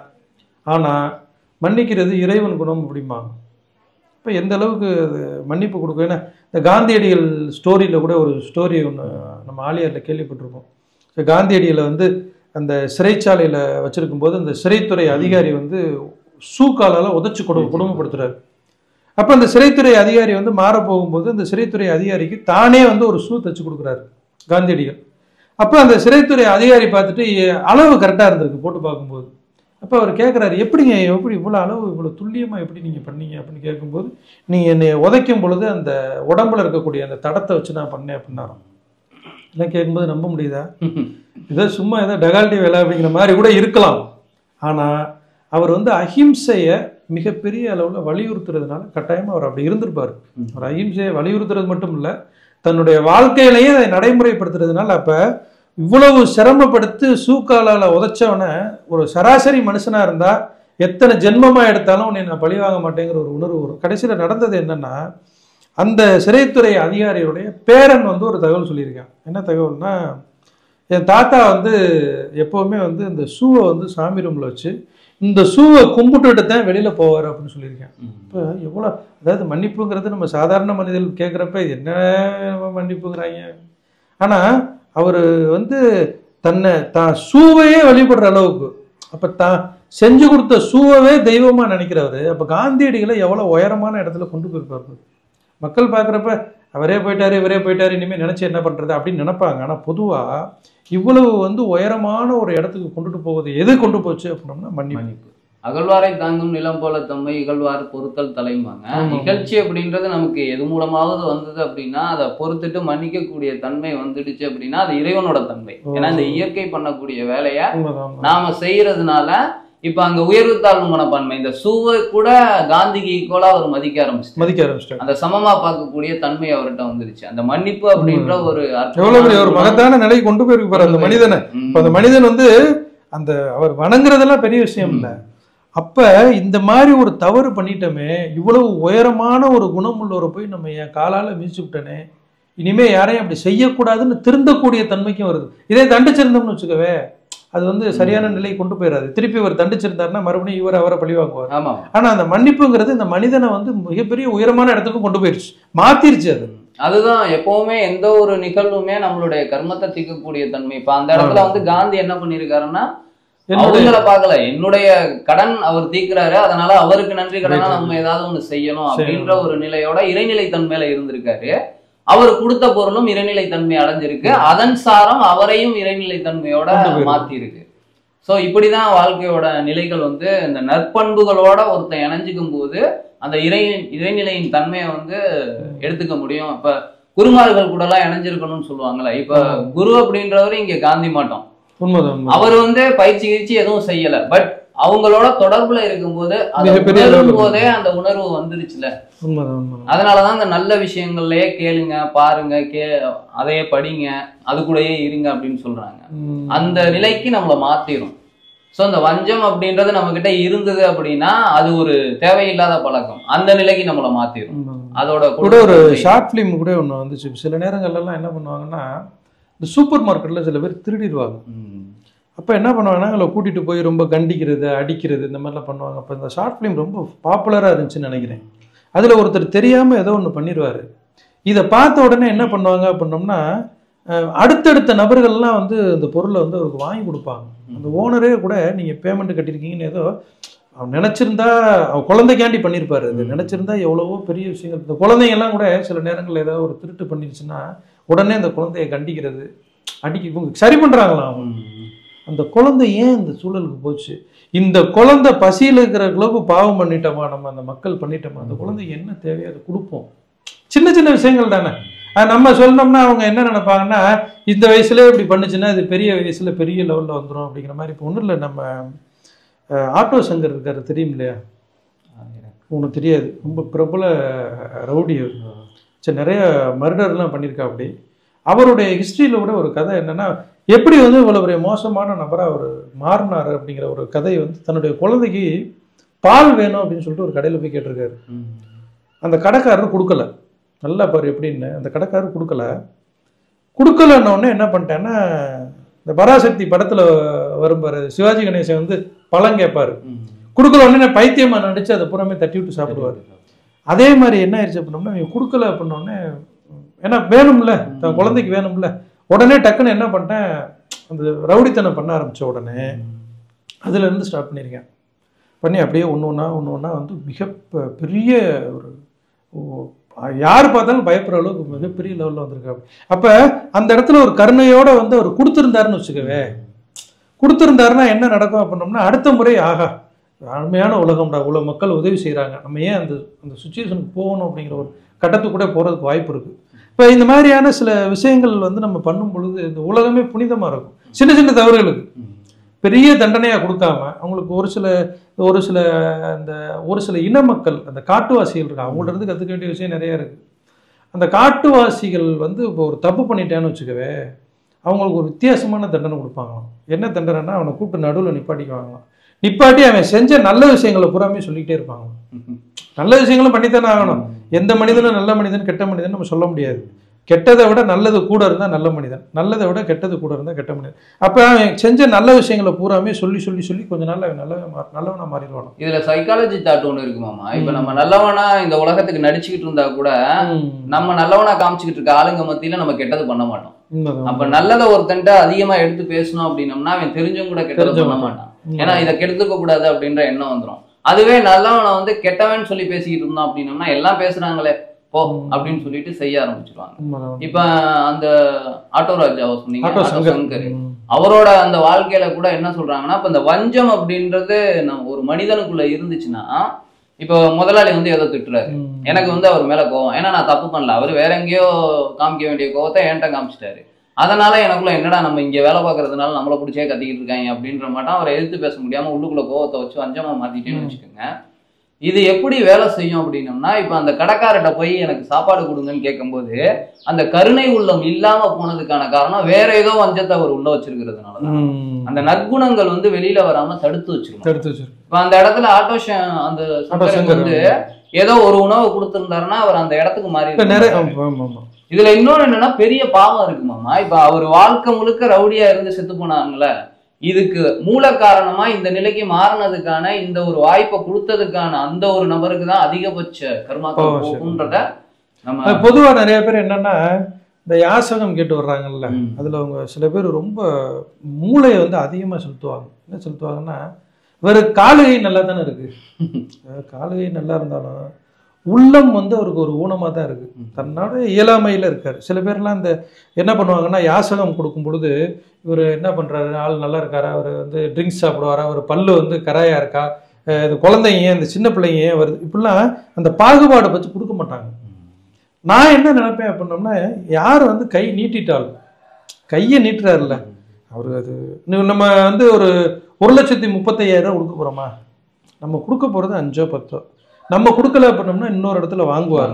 உலகமே கொடுக்கல அப்படின்னோம்னா அடுத்து எதையாவது என்ன மோசமான வேலையை செஞ்சு சம்பாதிக்க பார்ப்பார். விவேகானந்தர் ஒரு அருமையான ஒரு விஷயம் சொல்லியிருக்காரு. இந்த யாசகம் மக்கள் வந்து கன்ஃபியூஸ் ஆவாங்க. அந்த யாசகம் ஏன்னா மன்னிப்புலேயே வந்துடும், அது மன்னிப்பு ட்ராக்லேயே வந்துடும். நீங்கள் வந்து யாசகம் கொடுக்கும் பொழுது அவங்கள பற்றி ஆராய்ச்சி பண்ணாதீங்க அப்படிங்கிறாரு. ஏன் அப்படின்னா, ஒரு பெரிய தீவிரவாதி, அவருடைய கதை சும்மா சிம்பிளான கதை தான். இந்த அணுகுண்டெல்லாம் போட்டு நிறைய பேர்த்த கொல்லுவாங்க இல்லையா, அவர்கிட்ட வந்து ஒரு பேட்டி எடுக்கும்போது அவர் சொல்லியிருக்காரு. என்ன சொல்லியிருக்காருன்னா, இப்போ நிறைய பேர்த்திட்ட உதவி கேட்டிருக்காரு, வேற பேர்த்திட்ட உதவி கேட்டிருக்காரு, வேலை கேட்டிருக்காரு, எதுவுமே கிடைக்கல. ஒருத்தன் கூப்பிட்டுருக்கேன், இங்கே வா நான் சொல்கிறத செய்கிறியா, அவன் குடும்பத்துக்கு எல்லாமே செய்கிறேன்னு சொன்னேன், அவன் கூப்பிட்டேன், அவன் என்ன சொல்கிறான்னா அதை நான் செய்கிறேன் பண்ணான். ஒரு மனிதன் ஒவ்வொரு இடமா போய் எல்லா இடத்துலையும் ஹெல்ப் கேட்டு கிடைக்கலன்னா அதுக்கு அடுத்த கட்டம் இந்த உலகத்தையே அழிக்கிறது கூட அவன் தயாராகிடுவான். அதனால தான் இந்த விவேகானந்தர் என்ன சொல்றாருன்னா, பல்லுல கராயா இருக்கா, அவர் வந்து ட்ரிங்க்ஸ் சாப்பிட்றாரா, அவர் வந்து ஏமாத்துறாரா, நீ கொடுக்க போறது 5 ரூபாயா 10 ரூபாயா, யாரு வந்து கையை நீட்டிட்டாலும் அவர் ஊனம் தான், உன்னால என்ன முடியுதோ அதை நீ செஞ்சு அனுப்பு அப்படிங்கிறாரு. அப்ப அவர் என்ன சொல்றாருன்னா, மன்னிச்சிரு அவங்க செய்யற தப்ப. யாசகம் உடல் நல்லா இருக்கு, ஆனா அதை யாசகம் கேட்கிறாரு, அது குற்றமா இருந்தா கூட நீ மன்னிச்சு உன்னால முடிஞ்ச ஒரு விஷயத்தை நீ செய்ய அப்படின்னு சொல்லிட்டு அருமையா சொல்றாரு. இந்த உண்மையான மன்னிப்போட நீங்க கொடுக்கக்கூடிய காசு அவரை முற்றிலுமா மாற்றக்கூடிய தன்மை வாய்ப்பு. காந்தி கொடுக்கும் போது அவர் எப்படி இறைநிலையின் தன்மையை உணர்ந்து கும்பிட ஆரம்பிச்சாரோ, அதே போல நீங்க உணர்ந்து உண்மையான மன்னிப்போட இறைநிலையின் தன்மையில கொடுக்குற விஷயம் அவரை நன்னிலைக்கு கூட்டிட்டு கொண்டு போயிடும். ஆனா ரொம்ப சிரமமான விஷயம் அது. ஏன்னா அது நம்ம கூட பேசலாமே ஒழிய உள்ளுக்குள்ள வந்து அந்த விஷயத்தை வந்து என்னன்னா நம்ம உணர்ந்து அதுக்குண்டான பயிற்சிகளை செஞ்சு அதுக்குண்டான லாப நட்டங்களை தெரிஞ்சாதான் நம்ம கொஞ்சம் கொஞ்சமா இதை மாற்ற முடியும் ஒழிய உடனே சடனா வந்து ரைட்டு சொல்லிட்டாங்க அவங்க இனிமே வந்து மன்னிச்சிருவோம் அப்படின்னு பண்ண முடியாது. அதுக்கு சில பயிற்சிகள் செஞ்சு முயற்சிகள் பண்ணோம்னா நம்ம உடல் ஆரோக்கியமும் இருக்கும், நம்மளுடைய உள்ளமும் ஆரோக்கியமா இருக்கும், இயற்கையும் ஆரோக்கியமா இருக்கும். ஸோ எந்த ஒரு பிரச்சனையும் இல்லாமல் அந்த ஒரு தனி மனித அமைதி சொல்றாருல மகரிஷி வந்து ஒரு தனி மனித அமைதி தான் இந்த உலக அமைதிக்கு ஒரு உதாரணமா இருக்கும். இந்த உலகம் வந்து ஏன்னா ஒரு நாடு இன்னொரு நாடை பழி வாங்குறதுனால தான் வார் நடக்குது. யோசிச்சுப்பார், ஒரு மனிதன் இன்னொரு மனிதனை பழி வாங்கினா இந்த மனிதன் ஒரு மனிதனால ஒரு மனிதனுக்கு பிரச்சனை வரும் அல்லது அவங்க குடும்பத்துக்கு பிரச்சனை வரும். ஆனா ஒரு நாடு இன்னொரு நாடை பழி வாங்கணும்னு நினைச்சா இப்ப நமக்கு இந்த வாரெல்லாம் நடந்துகிட்டு இருக்கு. எத்தனையோ லட்சக்கணக்கான உயிர்கள் அளிக்கப்படுது. என்ன காரணம் அப்படின்னா அந்த நாட்டு மேல வஞ்சம், அந்த நாட்டை பழி வாங்கணும். அது சமரசமா உட்காந்து பேச்சுவார்த்தை நடத்தி ஏதாவது ஒன்று சரி பண்ணணும்னு நினைக்காம அப்ப ஒரு நாட்டினுடைய பல லட்சக்கணக்கான உயிர்கள் அள்ளிட்டு போகுது. அந்த உயிர்களில் குழந்தைங்க, வயதானவங்க, இளமையான எல்லா உயிரும் ஒண்ணுதான். ஆனா அந்த குழந்தைகள், பெண்கள் அப்படிங்கிறது ரொம்ப கொடுமையான ஒரு விஷயம். அப்ப அந்த மன்னிப்பு அப்படிங்கிற ஒரு விஷயம் ஒரு மகத்தான ஒரு நிலைக்கு கொண்டுட்டு போகும் அப்படிங்கிறதுல எந்தவித சந்தேகமும் இல்லை. இந்த வஞ்சம் அப்படின்றது நீடிச்சு ஒரு மனிதன் தன் நிலைச்சு நின்றுச்சு அப்படின்னா அவன் வீட்டுக்குள்ள எந்த தப்பும் செய்யாம இருக்கலாம், ஆனா உள்ளுக்குள்ள மட்டும் வஞ்சம் வச்சிருக்கான், அதை வெளியில காமிக்காமே இருக்கான். ஆனா உள்ளுக்குள்ள வஞ்சம் வந்து இவனை இப்படி பண்ணணும், இவனை இப்படி பண்ணணும், நமக்குன்னு ஒரு கிரியேட்டிவிட்டி அவனை செயலுக்கு கொண்டு போயிடும். அது என்ன பண்ணும்னா செயலுக்கு கூட்டிட்டு போகாமையே விளைவுகளை கொடுக்கணும். ஏன்னா இந்த எண்ணங்களானது எங்கேயோ ஒரு இடத்துல வார் நடக்கிற இடத்துல அந்த தப்பு பண்றவங்க கிட்ட போய் அங்க உள்ள பழிபாவங்களுக்கு இவனுடைய எண்ணம் காரணமா இருக்கு. இவருடைய தாட் வந்து எந்த இடத்துல இந்த ஃப்ரீக்வன்சி மேட்ச் ஆகுதோ அங்க போய் சேர்ந்து வேலை செய்யும். சோ இவன் எண்ணத்தை மாத்திக்காம இருக்கக்கூடிய நிலையில இருந்து உயரவே முடியாது. கடுகடுன்னு இருக்கும், பொறாமையோட இருக்கும், வஞ்சத்தோட இருக்கும் அப்படின்னம்னா நம் வாழ்க்கை என்னைக்குமே இருந்த இடத்துல இருந்து பின்னோக்கி தான் நகரும்ன்றத அடிச்சு ஆணித்தனமா கிட்டத்தட்ட ஒரு சினம் மாதிரி தான். அந்த வஞ்சமும் வந்து சினம் மாதிரி தான். சினம் உடனே வெளிப்படுத்திடுறோம். இதை வந்து கொஞ்சம் தேக்கம் வச்சு, அதாவது என்னன்னா சூழ்நிலையை பார்த்துக்கிட்டு சாதகமா வரட்டும். இப்போ நீ வந்து ஏதோ ஒன்று பண்ணிட்ட, நீ ரொம்ப பெரிய பொசிஷன்ல இருக்க, உன்னை தொட முடியாது, அப்போ உன்னை அழிக்கிறதுக்கு எப்போ சாதகமான சூழ்நிலை வரும்னு காத்துக்கிட்டே இருக்கிறது. அந்த சாதகமான சூழ்நிலை வரும்போது தட்டுறது. அப்போ அந்த சாதகமான சூழ்நிலை 10 வருஷம் இருந்துச்சுன்னா அந்த 10 வருஷமும் அந்த வஞ்சம் அப்படியே தேக்கி வைக்கப்பட்டுட்டே இருக்கும். அப்போ அந்த இதயம் வந்து எவ்வளோ ஒரு ஆரோக்கியமின்மைக்கு போகுங்கிறது ஒரு பெரிய ஒரு உண்மையான ஒரு விஷயம் அது.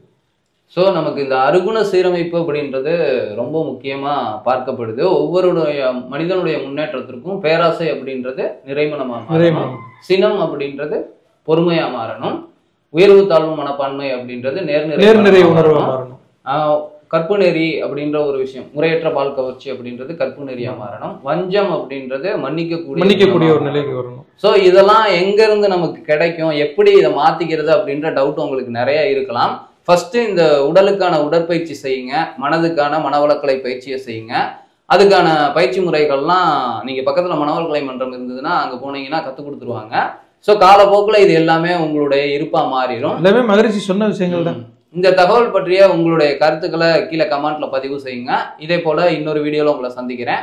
வாழ்க வையகம், வாழ்க வையகம், வாழ்க குருவே துணை, குரு வாழ்க.